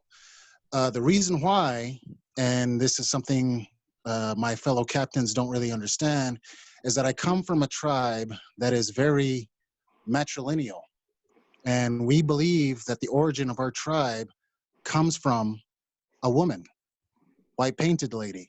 And the thing is that we hold women to a very high standard. And the thing is that we have the pubescent feasts. If you don't believe me, you can look it up. And that's one of the things that I want to stress to you guys is that the world is sensitive. My people's history is not. And there are things about my own people that I have to accept. There are things that, okay, we were bandits, we were pirates, we stole, okay? But, you know, we're on reservations now and there's not a damn thing we can do about it. But we're here and we have to make the best with what we've got. And the thing is that, yes, the world has gotten too sensitive. And the thing is that people don't really like to see the reality of not only other people's history, but their own history. And the Mm-hmm. thing is that I take it in stride. Okay, we did this, we did that. And much like X-23, the character that, you know, my cousins and my Comanche brethren and sisters have helped me create was the fact that, you know, you can create another path and you can make a different story. You can do, because I wanted this to be a story of inspiration. Like, yeah, she was dehumanized. Yeah, she went through all this torture. Yeah, she went through this, she went through that, but she rose above it. And that's what I want the rest of you to understand, that she did persevere and she's Well, going to fight along with her dad and take care of some business. couldn't she, like, you know, like, for me and you both, we have a military background. Like, I personally feel just as though I don't think she needs to be dehumanized to rise above. There are so many other ways in which women are challenged today in society that they don't need to just be dehumanized or torn down in that way, in a sexual way or in a mental way, just to rise above. I mean, I she could have never just gone said through she was. vigorous training like we did in the military, where she has now a certain point of view and a certain way of looking at things. And then by evolving and becoming better and stronger, she overcame that to look at the world from a different perspective. I mean, there are just Well, different ways in which you probably could have wrote it that might have been a little bit more empowering to her as a female. And, you know, I think maybe like more X23 fans probably would have enjoyed. well, the thing is that it's not about what you feel; it's about the story. And secondly, Yeah, well, your story kind of low yeah, if key. it offends you, I'm sorry, but you know, me and my cousins I and their know. people, we're sticking by our guns. You know, Well, we one thing want that this If woman you're to about be your sticking, something. We want this woman to be something special, because believe well, it or she not, could be special without getting like terrorized. hold on, all the heroes that we have selected have all been men, and we decided to pick X-23 because she does go through some trauma. Even when you watch the movie Logan, She's she sexually does go through that. traumatized in that She movie. really goes through that. I Yeah, mean, Huh? she how old? absolutely does. Yeah, I agree. Yeah, because she I mean, does. because believe it or not, no child should have to go through that.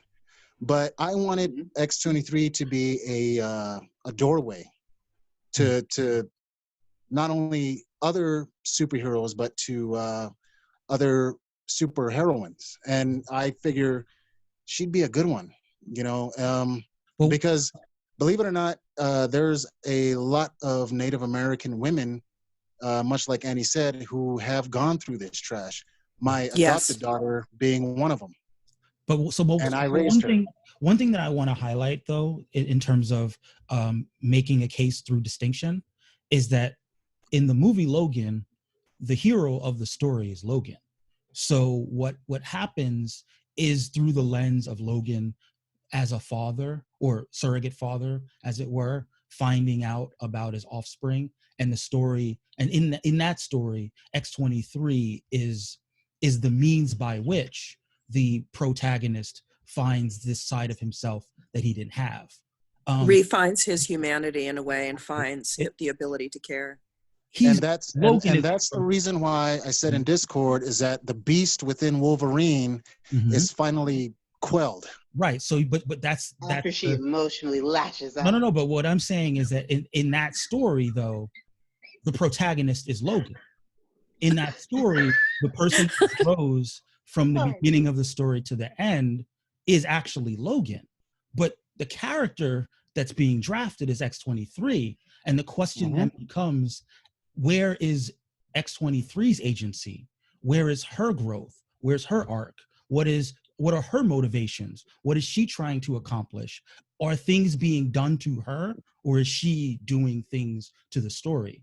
And I think that when we're trying to get a handle on, you know, things like the Bechdel test, things like you know, feminine female, quote unquote, strong female characters, the question becomes, like, who is driving the plot?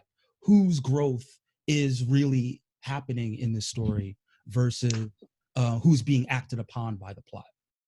Well, And you Liz see, just that have was to that was think that was about it part of the too. reason let me just add why to that, guys. I feel like this is part of the reason why I say, the reason why my sort of technique of telling the stories is to, yes, bring up questions like this, make you think. The movie Joaquin Phoenix's Joker, Mhm. awesome masterpiece. But I had a lot of questions, and there was a lot of that Mm-mm. movie's ways trash. That that my movie's No, mind. trash. That's a trash no, movie. no, no, Hold no. on. That movie was But not trash That though. movie's what I'm trash. saying, The movie what I'm was good. saying Trash. is, That what I'm movie saying was. is that why not tell a story to where people will ask questions? Why not make a story to what that will make people think? Like, where is she gonna go? What is she gonna do? And that's a good question, Michael. I mean, because uh, as a writer, my first and foremost love is poetry. I love to write poems, and the thing is that I consider it an art because I love to paint pictures in people's minds. Well, so what happens? And the thing is that I like to make people think, so that way it leaves the door open to where, you know what, you can take the character that I created, you can do whatever you want with it. Let me see where you go with it. That's the whole point of Native American storytelling, is to ask questions not only about the characters but about yourself, really, and explore. Like, well, if X-23 was here, what would she do, or what would she do in I this respect situation? that, Joaquin. My only question would be, and I think the following up sort of on what you're saying there is, are you asking yourself how much of this is me exercising male privilege when I'm creating the story? And how much sort of are you questioning sort of what sort of societal things that I'm allowed to do and to activate as a male that I'm putting into this that I might not be taking into consideration? Because I feel like a lot of Well, times as men, you don't have to think about the way this story might affect females who are encountering it. You can just write it Especially, and then say, oh, I'm just writing the story and letting people react to it. And you don't have to think in the same way that a female responding to the story might have to think about the sort of total context of how that's affecting her as an individual. Right, and especially you well, guys, considering that you this she's guys a this keep child. talking. You guys keep this talking about the Bechdel test, and you're not letting the women talk. well, see, that's the thing. I told you Native America is very different, and this whole concept of male privilege, we don't really roll in those circles, because I already told you how my culture is. And the fact that, not only can because when I chose the Punisher, he lost his entire family. And not only did he lose his entire family, he went after his own fellow tribal members. And that's the thing, is that I hold no discrimination. I hold no, white, black, red, Well, yellow but in a lot of privilege. your I don't stories, I don't don't I women don't die? care about that, because of the simple fact that I don't roll in those circles. I will not let my mind be pulled in that direction. We are all sacred, and that's what I want to try to keep.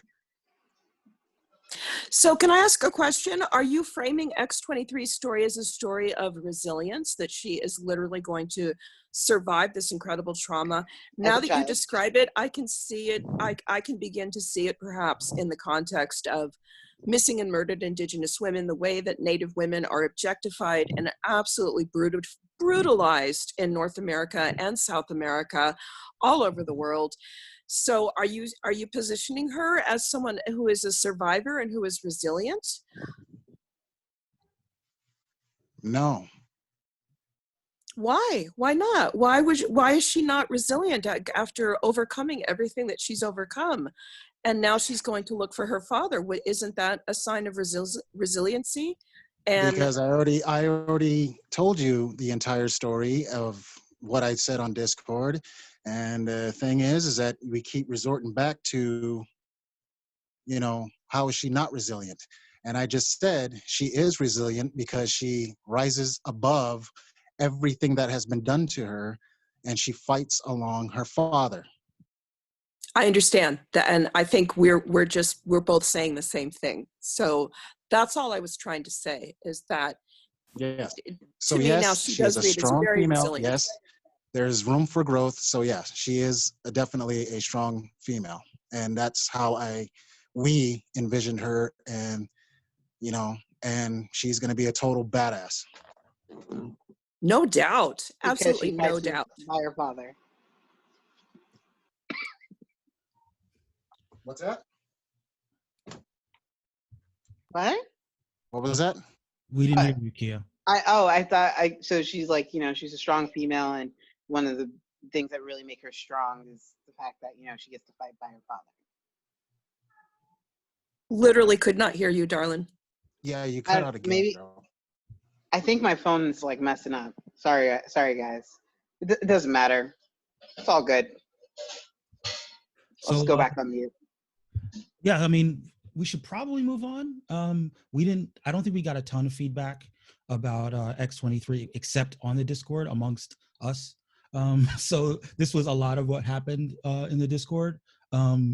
If anyone wants to say the last little bit about X23, now's the time.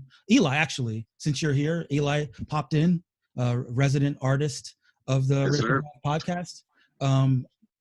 I know that you caught the tail end of that, but in terms of artistically how to render Native American X23, do you have any flourishes or any ideas that you might be willing to share with the podcast people?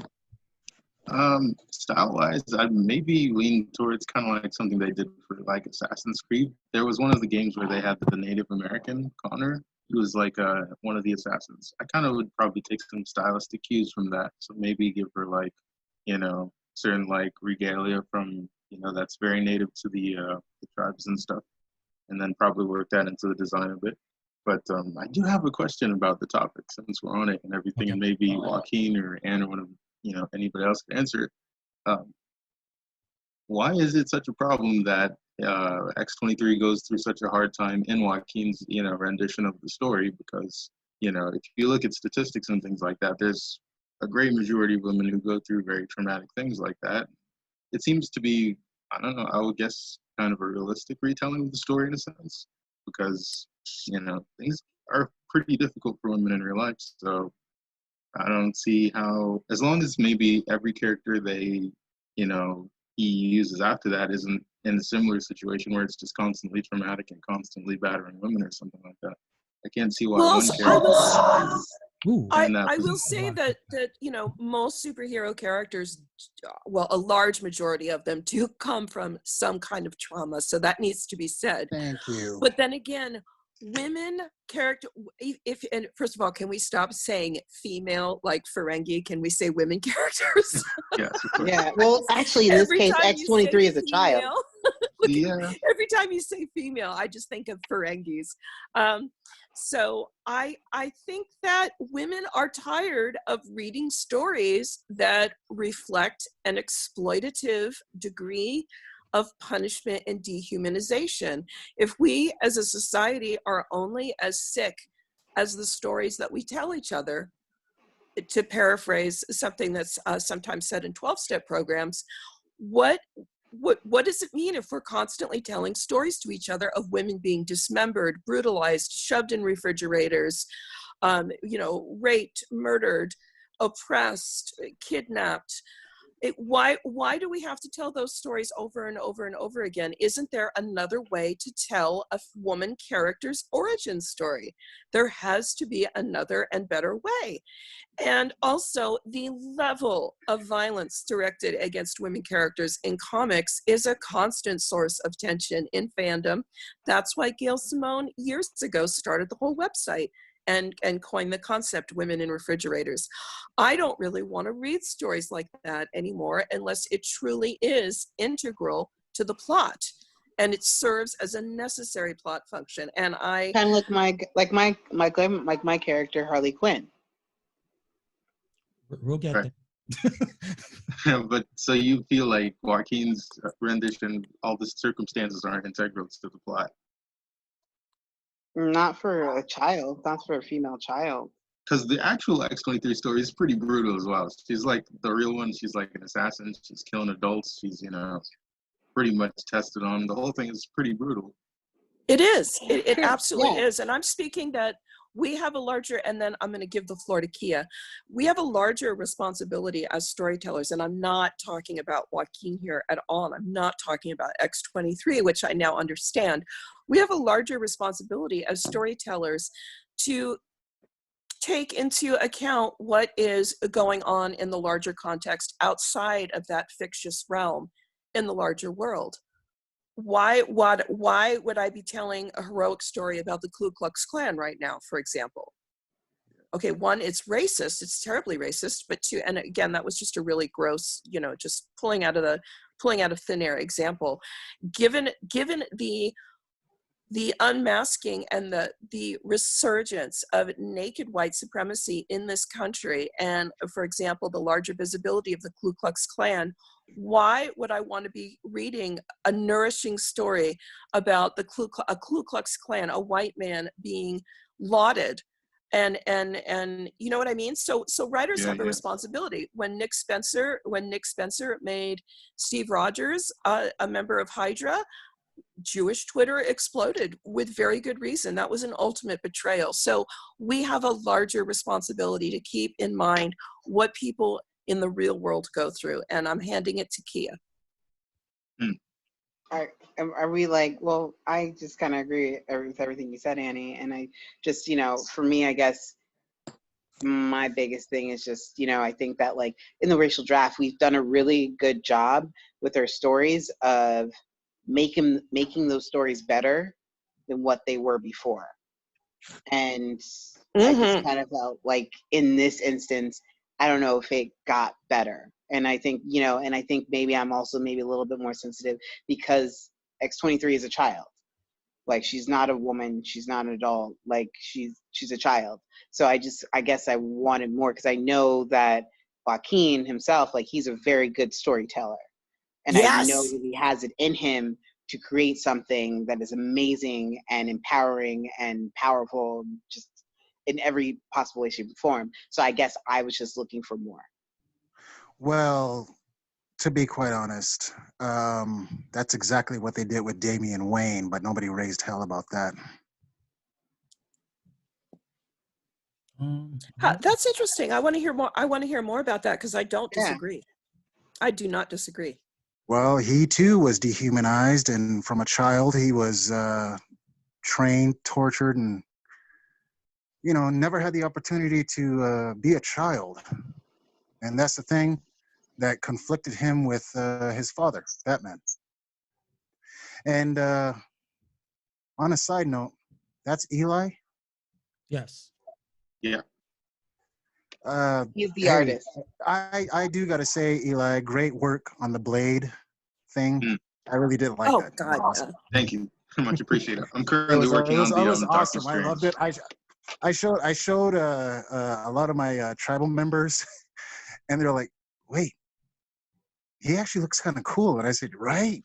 So yeah, you got a lot of ups and kudos from the Apache over here. So nice job on the art. Thank you.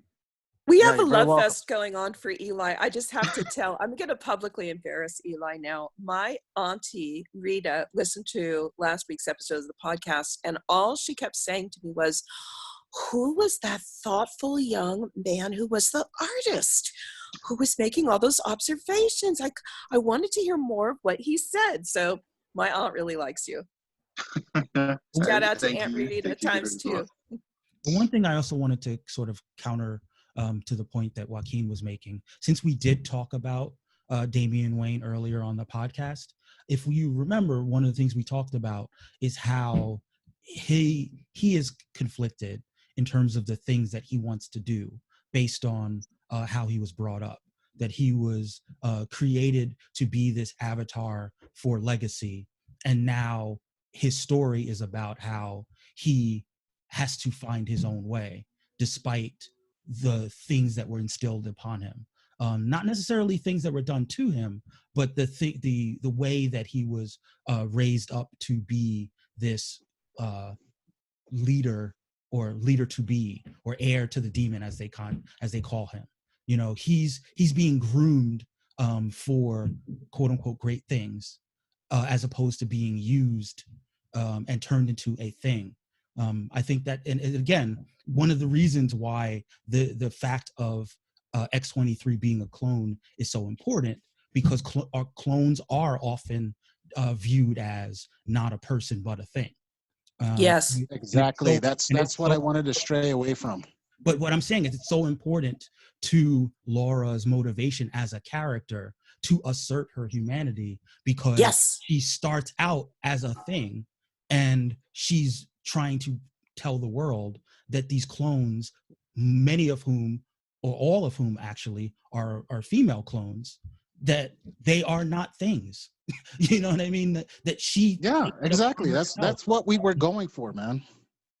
I mean, and like I'm saying, I think there is something like potentially lost in the translation, because it doesn't feel like she has the same motivations, and not as the comic counterpart. The comic counterpart is about, even in the face of that trauma, about asserting humanity in the face of being told for years that she's not human. And this is a character, as I read it, who learns that she has a cool dad, and decides that she wants to be like her cool dad. It's a little bit less layered in my eyes. But again, I mean, you're the author, and You hit the nail right on the head, because that's exactly what we were going for. We didn't. I'm sorry, you cut out. Oh, sorry. But like I said, you hit the nail right on the head. That's exactly what we were going for, because when we read the story and we heard the podcasts, the fact that she was a clone, it didn't make her feel human. And that was the thing that I was trying to stress, was the fact that, let's make her human. Let's make her the blood daughter of Wolverine. And, and like I said, with all of my stories, I want there to be a human element to it. I don't want to, if I was to do a story about Cyborg, uh, there would have to be a human element to it. And there is. And I really enjoy that. But yeah, it was, this whole male female thing, and the trauma and but that was the thing that, why not subject a woman to the same thing that a man does and have her rise above it? That was our whole goal, because the person that actually recommended X-23 is a female, and I said, okay, well, let's do this. And she didn't like the fact that she was a clone. She wanted that human element to it, and I said, that sounds good, let's do this. So yeah, we weren't doing this to offend anybody. We were doing this to humanize some of these characters, to make not only women but men as well, to empathize with this character. And it doesn't matter, male, female, binary, non-binary. You can empathize with it. You can understand that, she went through some stuff. Yeah. And for sure. And that's what we were trying to get people to understand. No, I get it. And yeah, I mean, that's probably the last word on X-23, unless someone else wants to have the last word. No, I want to hear about Harley Quinn. Well, that is a seamless transition to Kia, since you're here. Why don't you? Seamless. So yes, I guess Harley Quinn won my poll, right? Yes, Am I right? Yeah. Yeah, she is a winner. And she's been like just killing it, I think, in comics and TV as well. Off the top of my head, I don't actually know the name of the actress that does portray her. Anybody? Margot Robbie. Margot, there it is. And Yeah. don't forget about the film, girl. There was a whole film, a hugely successful film. Yeah, Birds of Prey. Yes. Yes. Yeah, I actually watched that like twice last week. I was like, that's what also got me going with the Harley Quinn thing. I was like, please let my people like that are voting get like, pick her because she's great. So I don't, for those that don't have Discord, um I did a fan cast. Is that what we call it? Yeah. I mean, the fan cast Yes. went out on our socials as well, but tell us a little bit about your inspiration for the fan cast. So my inspiration for the fan cast, well, because she's multiracial, I have Harley Quinn as Trinidadian, Dominican, and with a splash of Spanish. Like it just S and S. It just worked better for me. I don't know why.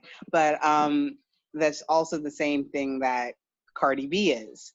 And when I was envisioning her in a different with different race other than Caucasian, which Margot Robbie is, I don't know, Cardi B kind of came to mind, these are bloody shoes and her crazy antics and how she, I saw that either. Definitely has a strong. I mean, if Harley is known for her strong New York style accent, Cardi is also known for a different kind of New York accent. So, Yes. I thought that was pretty inspired as well. Is And Harley still Jewish?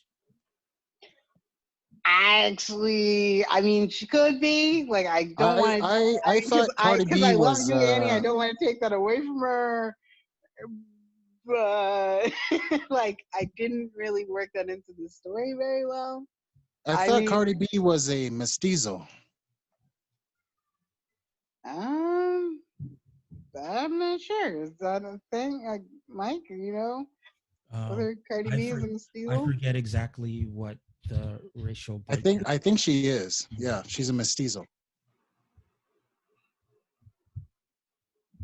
I'm just throwing it out there, but we don't have to get into another whole debate about that. Let's just hear the story, man. Yeah, I mean, yeah, go for it. All right. So, well, as you guys know, hold on, I'm like kind of getting up my notes or whatever. Well, like obviously her powers and things that she's known for, her high intelligence, exceptional agility and strength, immunity to toxins, which fun fact, she actually didn't get until like Ivy, like Poison Ivy, rehabilitated her after the Joker kind of put her on a rocket and like flew her out and tried to kill her because he realized that his feelings were way too deep for her. So he figured it's like one of his things. He was really obviously quite abusive mentally, but for the story wise, I kind of wanted to take away from that and kind of give her a which kind of sticks with the story though. She had like a Florence Nightingale effect with the Joker, which then led to her and him being together dysfunctional at a dysfunctional like rate and whatnot. And from there, after he flies her on the rocket or whatever, and she lands and she's like hurt and everything, Poison Ivy comes and finds her, and she was initially after she was going to help her, and then she thought maybe she'll kill her, but then she got intrigued when she realized that she didn't really care because she was kind of like emotionally numb from anything because for dysfunctional relationship. So then that's when Poison Ivy and her kind of got closer, and Poison Ivy actually gave her the immunity to most toxins. And we all know that she was a psychiatrist, and skilled gymnast, and she's really good with hand-to-hand combat. So with that being said, so it kind of goes from there, and I kind of really for my story, I really want to talk about not so much her past as more like once she came to and realized what she was worth, she kind of started bonding with other people like Poison Ivy, like I believe also Catwoman at one point in time in a different book. And they started kind of grouping together and started doing things. She's not a villain per se, of course, even though I know in the cartoon and whatnot, she does try to become part of the Legion of Break Doom. the law and those kind of things that villains do. Yeah, but she kind of fluctuates back and forth because at one point she wants to be bad, then she ends up in one of the books helping Batman apprehend the Joker. So it's kind of, she kind of just kind of goes back and forth, and you know, with the bond that she has with the female characters that she interacts with, like Birds of Prey, Poison Ivy in general, which I know Mike and I were talking about that at first, where I know like in some people think that they're just friends, and some people think they're a little bit more than friends. Oh, it's quite explicit. They are in the Bombshell series. They absolutely are a couple. They're Oh, a okay. couple. They're I didn't. definitely a Yeah, couple. yeah. I was playing Batman. I think Arkham City with Catwoman and Poison Ivy. So it got me thinking about the Harley Quinn comic books, and definitely they kind of hinted at the fact that there was a relationship going there. And I think that people higher ups at DC, way back, like as far back as 2005, were confirming that Harley and Ivy had, yes, burned up the sheets more than once. I love how you said that. Burned up the sheets more than once. But Who also doesn't too, I like think burning up the something. sheets? True facts. But I think that another thing that I kind of liked, which is why I kind of picked Cardi B in her background, was also too in like Latin backgrounds, like they're in the culture, it's actually quite highly sexualized. You see that throughout, like people who are from Costa Rica, people who are from Puerto Rico, like in their songs and everything else like that. So I kind of felt like, with her, Harley Quinn kind of does use her sexuality in a sense with, like, relating to Joker, and then obviously relating to Poison Ivy. So I figured that would just be like kind of a thing that kind of gels everything together. Mm-hmm. One thing that I Yeah. wanted to ask is that, as we know, in an earlier round, the Joker was drafted by the Black delegation. Like, did you have any influence in terms of, their Cardi B herself had that highly public? Yeah, the Joker is now Offset.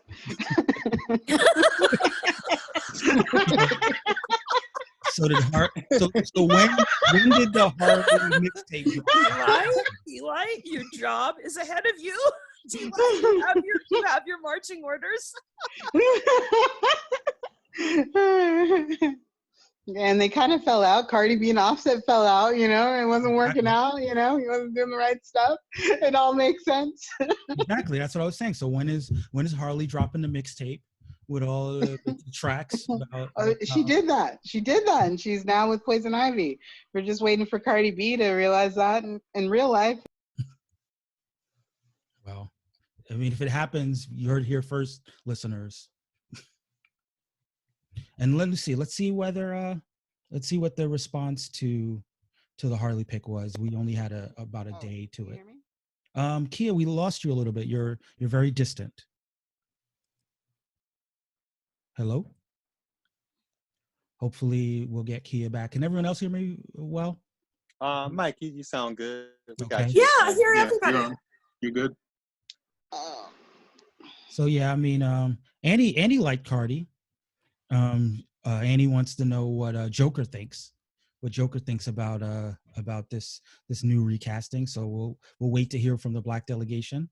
I absolutely really want to know what Bloker thinks. I absolutely want to know what Joker thinks of this. And again, if I'm going to personally commission Eli, it looks like I've got 6 commissions for you now, Eli. I want to know. I really want to commission of Offset as Joker. I mean, we can make it happen. That would not be hard to do, actually. That would not be hard to do.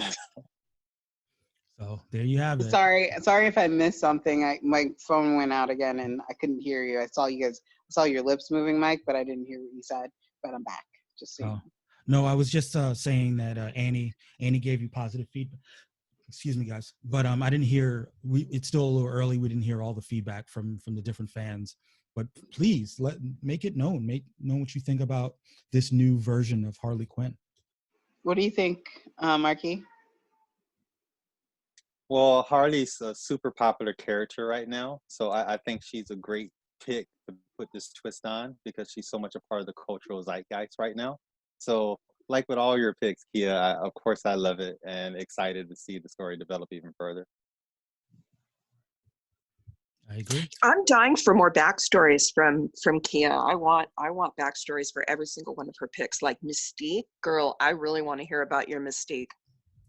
Yeah, that's Yeah, Kia likes she's to keep her backstories. I think she's gonna produce like a backstory book and make us buy it when yeah, the draft is over. that's actually what I was thinking about. I figured if I'm, investing all this time and energy into here, I might as well get something for it. Hey, Aside Kia, from the joy of the racial draft. didn't we have a conversation about I think it was the fans picks about the one above all?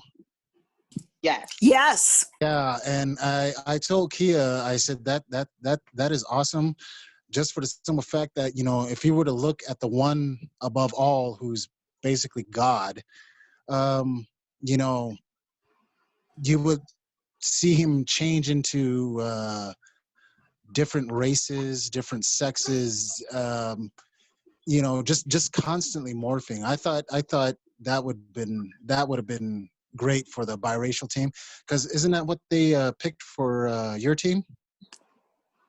No, the multiracial team did not actually. The one above all didn't win that poll. It was just a nod. Yeah, it was. Oh Was it Mystique? man, I thought that was a great idea, because like I said, I started volunteering again, and I haven't been able to keep up with a lot of the picks and stuff. So I thought, with the fans, I thought maybe, the one above all would be great for the biracial team. I believe that was the Wonder Woman poll. I believe that was the one. Yes, I think that Yeah. was Wonder Woman. Yeah. Like won by a landslide. Right. Besides, we all know the one above all is actually Jack Kirby. So what you're saying is Too that true. you're going to be targeting the one above all in a future round as a Jewish delegation. I understand. No, I didn't say that. But That's fair.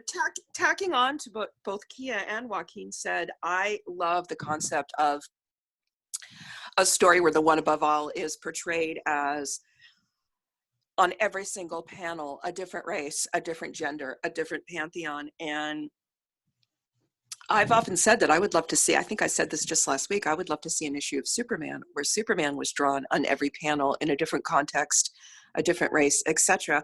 But then we also have to remember that the Marvel Universe itself is much more polytheistic and inclusive in terms of cosmology in some ways than the DC Universe is. Right. You know what? I'm just going to keep my mouth shut. Yeah, listen, we are about to move on to the next segment of the show. Yes. We're about to move on to the next segment of the show. But before we do, any last thoughts about round 6 of the draft? A great round. Yeah, Great round. One more. One more. And this was about Kia. She called me about maybe 30 minutes before the podcast started, and I wasn't home yet. But she mentioned Cardi B being the Harley Quinn. And I was like, what? Cardi B? No, it actually, you know what? Yeah. You can It works. It did, yeah. And now that I think about Kia, it really yeah, works. It totally works.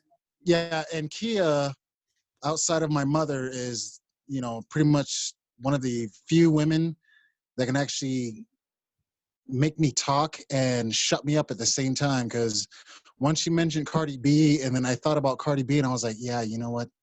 That works. actually fits. So yeah, yeah, it does. Yeah, and so that's thought I'd throw in. Yeah. Can I ask a question? Just tacking on to that, I noticed that the Jewish drafts and the Jewish picks get virtually no feedback. And I'm wondering, is it because, are y'all out there just scared? Like that you're going to accidentally slip up and say something anti-Semitic? Or is it really true that nobody gives a shit about the Jews except the Jews? So just putting that out there. I mean, I'm gonna put that. I'm gonna put a little bit of that on you, Annie. You gotta get the conversation flowing. I will ask somebody on Jewish Twitter to chime in. Yeah, I mean, I got the Native Americans talking, and I started a brush fire just earlier in the broadcast. So, yeah.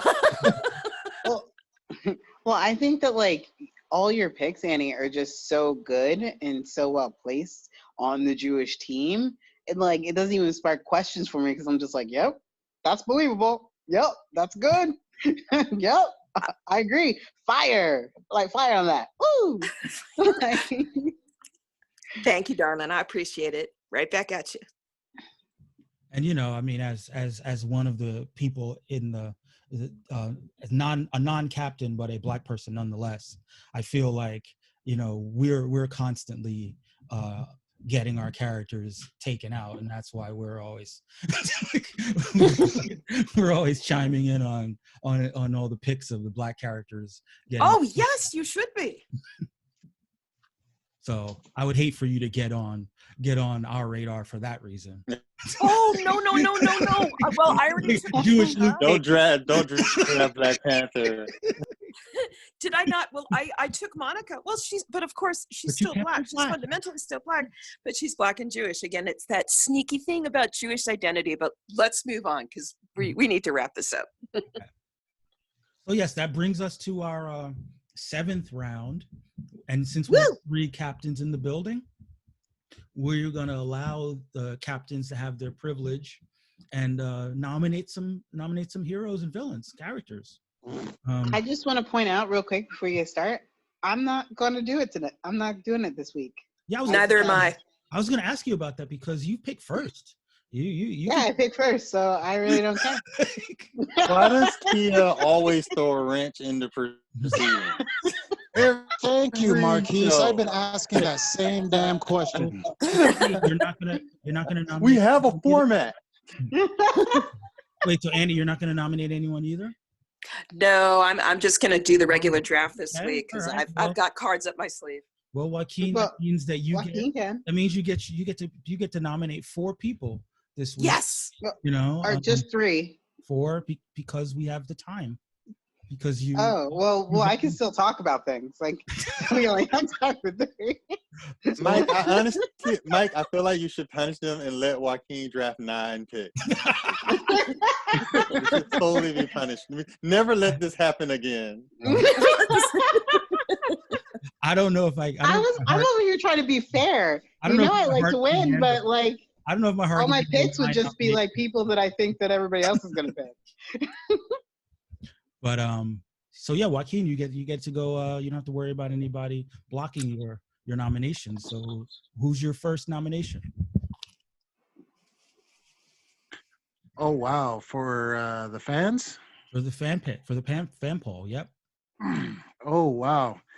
Well, considering the fact that X23 just pretty much opened the door as far as the female side, I would have to say Darkseid. Darkseid. Whoa. Darkseid. Oh. Okay. That is that. Do you Whoa. You want to tease us with a little bit of native Darkseid story? I'm gonna start with a boom. You know, that's how we Apaches roll. So yeah. There was this quote that was on YouTube, is that Darkseid is not a god, he's worse. So I was like, you know what, that'd be something to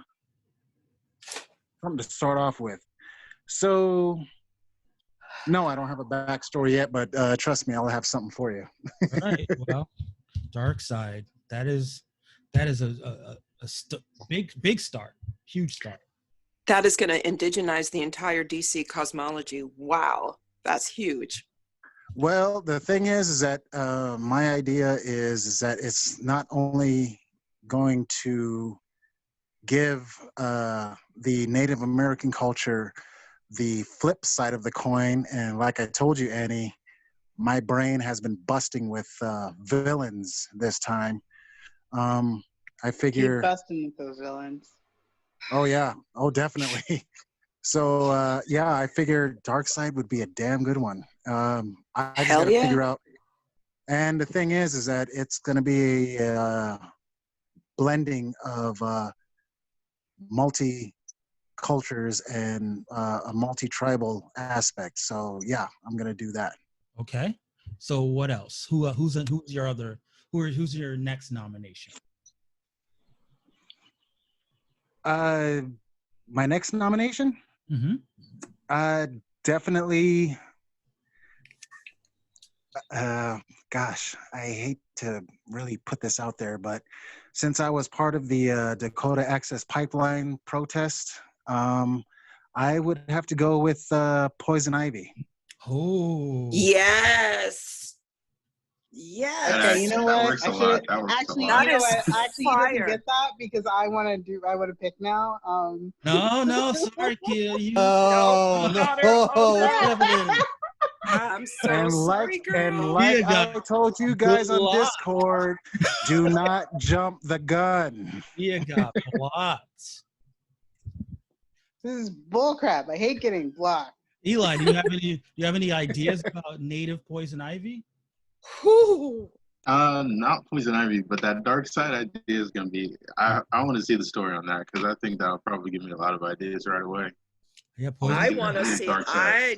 I definitely want to hear about Eco Warrior Poison Ivy at some future No, date. and her- Definitely. Honestly, that Oh, would be like a better story than what I could actually ever think of. So, and her honestly, relationship with Cardi B, Yeah. or sorry, Cardi Quinn. yeah. Oh, hey, I like it. Cardi That's Quinn. thing. It Oh, was my God. there the whole time, and no one picked up on it. It was there the Cardi whole time. Q instead of Cardi B.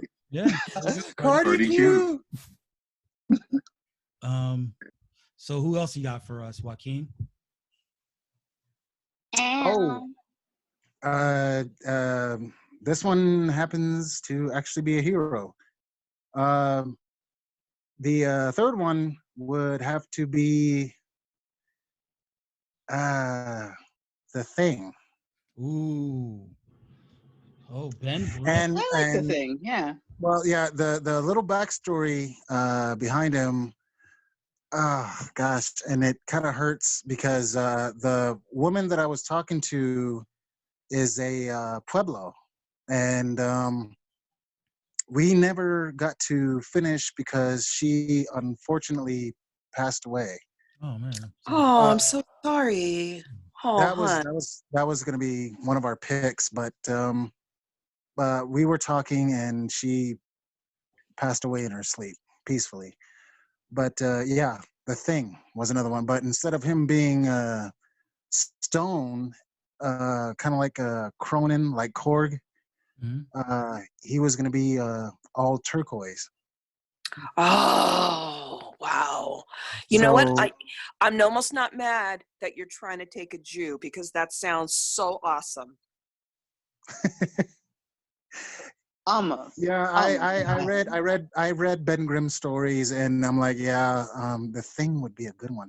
And since wasn't it the white delegation that picked Reed Richards? Reed Richards? Yeah. Yeah. Yeah, so I was like, why? Well, shoot, why not have a Native American thing? So, And if but, it had been a Jewish Sue Storm, Breed would have been fucked. There's still some fantastic people able to be drafted. And who's your number 4? Who's your number 4? Gosh, my number 4 would have to one. be. This would have to be an anti-hero, Venom. Venom. Oh. Wait, Venom hasn't been cast yet? Whoa. Nope, he has not. So I think I'm guessing that it's just the regular Eddie Brock Venom. But did you ever read the Venom run where Flash Thompson was Venom? Oh, yes, I did. Yes, I did. I thought that was a really interesting story. I don't know if Marky, if you're familiar with the story.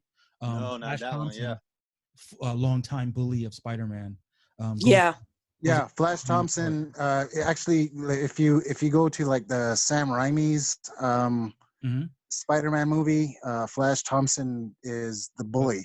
Yeah, the original Venom was not Eddie Brock. It was Flash Thompson. No, the original was still Eddie Brock. It's just that what happened is that Flash gets access to the Venom symbiote that had been taken away from Eddie. And they want to turn no shit. they want to turn him into a super soldier. So Oh damn! what, I missed that one. yeah, But so what yeah, happens is Venom I thought was a he good one. loses his legs in the war. So he's dealing with alcoholism and depression as an amputee, and he Oh, I could decides to base sign that up. around my ass. Like he decides to sign up for this program, you know, to kind of like get his serve in a way that he wants to still serve, and he feels, you know, not up to par. So he agrees to be part of this experiment where he wears a symbiote that allows him to walk on two legs, but he has to do it only for a certain amount of time because of the possibility that the symbiote could take over and turn him evil. And over time, he develops a different kind of bond with the symbiote than the one that Eddie had with it. You know, it's almost like, this is around the time that they started to conceptualize the symbiote as its own entity. So it was almost like moving from a dysfunctional relationship to a new relationship with someone who was Partnership. right, a partnership. And A partnership. because of the fact that Flash is trying to be a better man. You know, he's trying to make amends with Peter, you know, and he feels like Peter looks down on him now, and he wants to sort of like he's always had that dichotomy where he's a big fan of Spider-Man, but he's, you know, wasn't always great to Peter. But now, you know, when he's in this down place in his life, he's trying to be this new kind of hero. He's trying to serve his country, but instead of having those negative emotions that were motivating Eddie Brock, the hatred for Spider-Man, because it's this kind of sense of wanting to do better and this sense of, you know, a little bit of self-pity, the symbiote sort of picks up on that and is trying to kind of elevate Flash and try to and it does become a relationship more of like almost like equals. But so I want to know which host Joaquin wants to pick. I mean, my guess is that it's Eddie because the Flash story is over. Yeah, pretty much. Flash is dead right now. Yeah, I was like, dude, I was gonna say, like, Mike, you're telling too much, man. But once he told the whole story, I was like, yeah, well, Venom's done. So, but the current Venom, the current Venom is back with Eddie.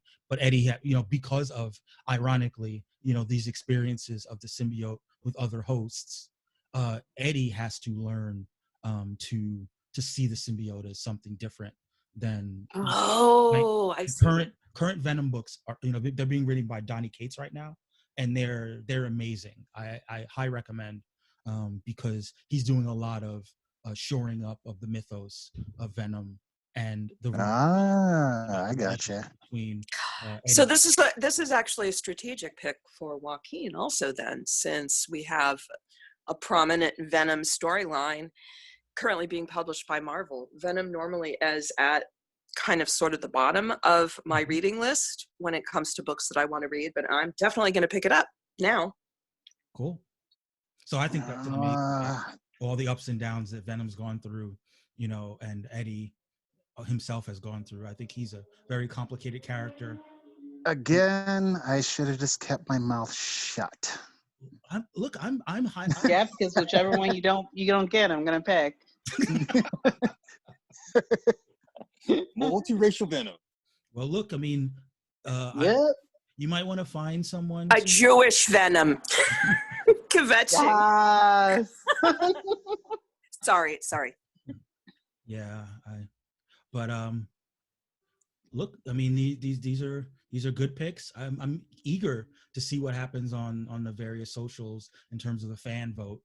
But I feel like Poison Ivy will definitely win. I mean, because I'm going to create a Twitter and I'm going to make everybody vote for Poison Ivy. You want Poison Ivy to win? No, I want him to win Poison Ivy so somebody else can have Venom. Oh, I see. Well, there's that common Native American belief that Mother Nature doesn't belong to us. We belong to her. So that was one of the reasons why I picked Poison Ivy. And you push Mother Nature far enough, eventually she's gonna push back. So Poison Ivy was definitely one of the villains that I don't even know if I should even call her a villain. She's probably more in the realm. She's of not. now. She's an anti-hero, but Mhm. now I Yeah. consider her an absolute heroine. She's an eco warrior. You know, Yeah, but at the same time, I don't want her killing.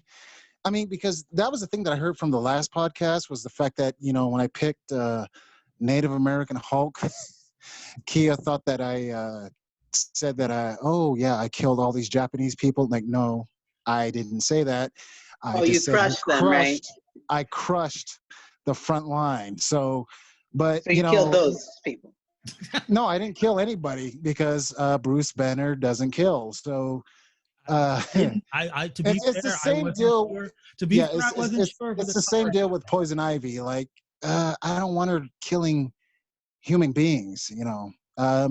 And Annie said it best. Yeah, she is an anti-hero. And I thought, you know, why not take this villainess and make her an anti-hero, not a villain. Mm-hmm. I mean, her intentions are good, but at the same time, and like I was saying that I was playing the Batman video games, she actually saves Gotham City.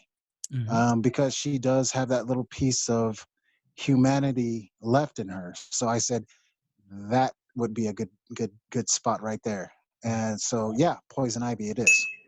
Well, hopefully the fans agree. I'm very curious to see how things play out. I gotta say, you know, Tamati and Joaquin, you guys are really playing chess. And I know I said this to like Tamati last time on the podcast, but you guys really like these picks you have really make sense, and I feel like there's a lot of strategic foresight, you know, in them for like the rest of the rounds after this. So I just got that to my head. I thought you said that about me last week. You start.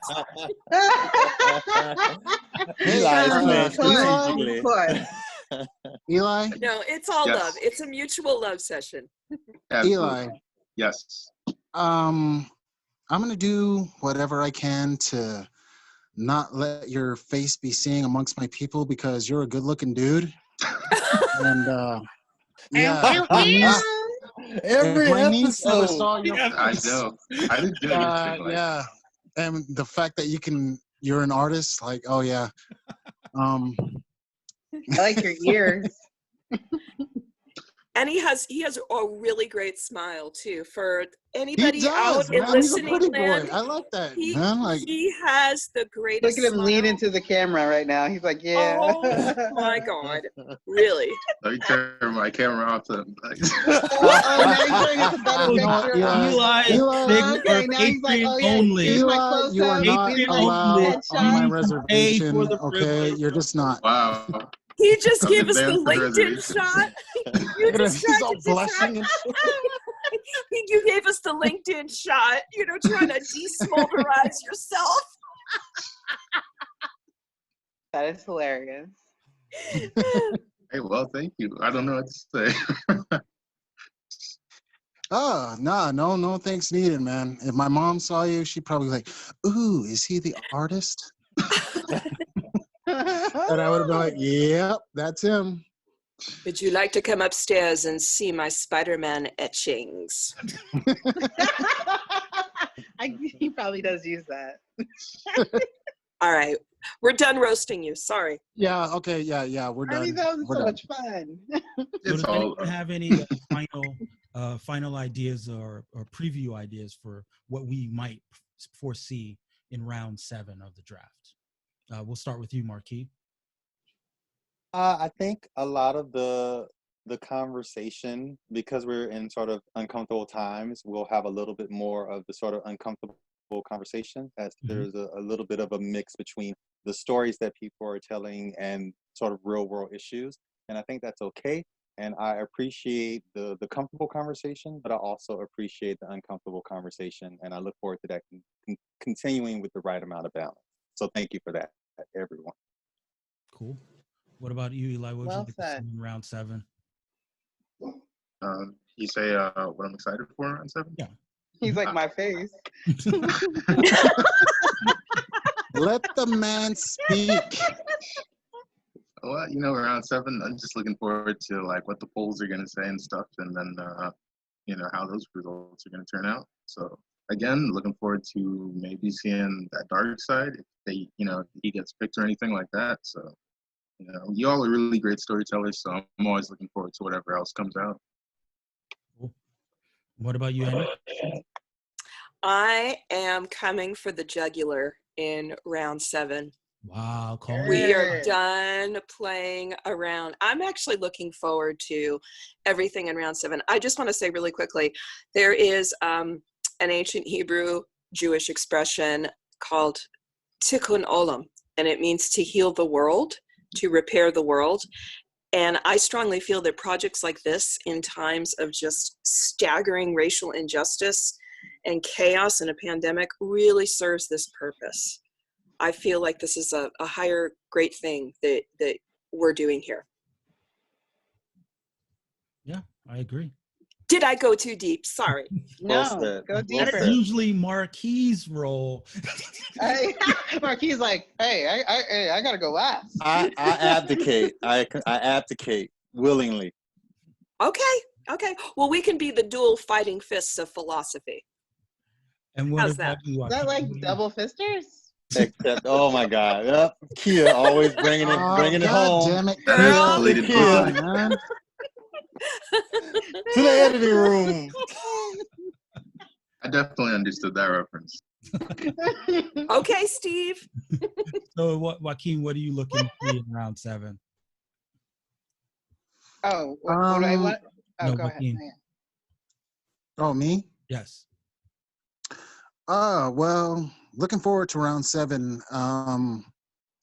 Is for me, it's going to be nothing but villains. So, like I said, X23 was a doorway, and I'm gonna bring in some villains. But I really do enjoy the fact that even though we don't agree, maybe politically or racially or with gender, I like the fact that we are all able to come together and discuss some of the issues. And I really like the fact that outside of the coronavirus and a lot of the riots that have been going on, that I can totally get away from that, because I really do look forward to these racial drafts. And like I said, you got a tribal president and a former tribal president listening in to what we discuss. And it's making my people proud, and that's what I only care about. So, Mike, thank you. And whenever the time comes, I'll be there, and we can talk more comic books, man. Cool. I appreciate it. And Kia, you get the last word as always. Just for round 7, I just hope everybody brings it, and I'm excited to see who everybody chooses, and who chooses Joaquin's person for the pool. And yeah, I like these conversations. I hope they continue, and I'm just really excited. Woo! Yeah. Yeah. We're Go racial draft. We're creating our own little universe here, and the art and the writing that's blossoming out of this. I would love to see this collected in like some kind of volume on Kickstarter someday, but that's a way future discussion. Just throwing it out there. That sounds cool. I did ask you that question, Mike, about the day that will come when because you're the general, declaring a civil war amongst your captains. Yeah, I mean, I've still got plans. I've got bigger ambitions. The show is growing. I just wanted to shout out to the listeners. This last week's episode was the most listened to episode that we've had so far. So that was all my aunt. Oh, Yes, it was. And that was all. That was all my cousins. So yeah, we listened. I made them listen. hopefully it's up and away from there, as the listenerships, as the new listeners continue to enjoy it and continue coming back and tell people, hopefully it'll just expand out exponentially, because I would love it if everyone knew about this show and everyone was listening and chiming in on social media and sharing, and just, it's a fun project. It's my little baby. And but it wouldn't be what it is without all the captains and all the people in the community. And I just, I want to grow the community and get everybody talking, having these conversations, providing a little bit of joy, a little bit of not, I wouldn't say escape, but a little bit of like a fun place to exercise our imaginations and our creativity as we nerd out a little bit. So I'm happy with how things have gone so far. I guess it's around the halfway point of the draft, but I think we still got so much more to come, and I'm looking forward to it. Me too. Absolutely. Oh yes. Anything else you want to say, Eli? Anything? Here. Yeah. Anything you got, Doug? Well, maybe I think so actually. Yeah. I'm about to finish like the Doctor Strange like racial draft style. So I'll probably have that done this week, and after that, I guess if anybody else needs some racial draft art, you can hit me up anytime. Well, And Eli, also, So we got Doctor wait, Strange on the line. Eli, you're And not also- doing a good job. You got a book that just came out this past week. Why don't you let the people know about your book? Oh, Oh, yeah, yeah, yeah. self-promotion. Leaders of the Free World #2 just came out last Wednesday. So that, Comicology? Yay! Absolutely. Congratulations! Congratulations! Mazel tov! Here. Mazel tov! Yay, clappity clap clap. Clap, clap. I also want to Thank gas up Eli's Kickstarter. Yes. Mm. Yes, the Kickstarter campaign for Shaka. It's almost done. We have like 9 days to go, and we're like 97% funded. So Big if push. you go on my, Woo, woo. Woo, woo! Yes! Yeah. like Final a couple push. $100 left, and it'll be done. So, All right, you but, get that, guys. A couple $100 and you'll get a picture of Eli with the Kickstarter. Ooh. absolutely. From the Native American delegation, I couldn't help but notice after I mentioned his looks, he had to put a shirt on. He didn't want his muscles to be showing. He's like, whoa, whoa. Yeah, you pretty boy. Come on now. Pretty boy. And you see how Okay, he's like now just like Fabio. adjusting himself in the camera? Like he's like doing a little side profile. He's like, He hey, totally let is. me He's tilt been my modeling head a for little us. bit, Next week he's gonna be in a sweatshirt. No, next week he's gonna be in next an week- N95 mask. in an All N5. right. All right, guys. It's time for the Native American delegation to go. Nandut Right. Seth, Chicago, which means I will see you tomorrow. All right. Goodbye, guys. Till next time, Joaquin. Take Later, care, good Joaquin. sir. Hey. Take care, Yep. Joaquin. Bye. Later. Bye. And the Jewish delegation is now going to sign off as well, always early. Right? It was such a pleasure, as we see here Yes, in my it was. kitchen cooking. Nice. Thanks for having me. And I think that Key and I should be on every week to redress the gender imbalance. I agree. I think we should just be on next week as the Greek chorus. Yes. It Well, does I make know great for a content. fact that Mike begs anyone to come on. So we Mike want begs anyone to come on? every Oh, week. come on. Right. Yeah. We want people on every week. Door's always open. Well, Eli, my aunt is available. Her schedule is free. She is retired. Oh, yes, let her on. She would love this because she has a grasp of world mythology like no one else. But anyway, I'm signing off, guys. all right. Till next All time. right. Later, Ann. Thank you, Bye. Annie. Night. Does anyone else want a specialized sign off? Exactly. Specialized Oh wait, outro. you didn't say your whole thing. You're like, let God be with us. What you say? All things are possible through the racial draft. Oh yeah. Oh. Yeah, that's it. wow. That's the final. Stepping all over my catchphrase. Oh. It works. You just have to say it with confidence. Otherwise, like, it's really good. On that note, until next time, all things are possible. Woo!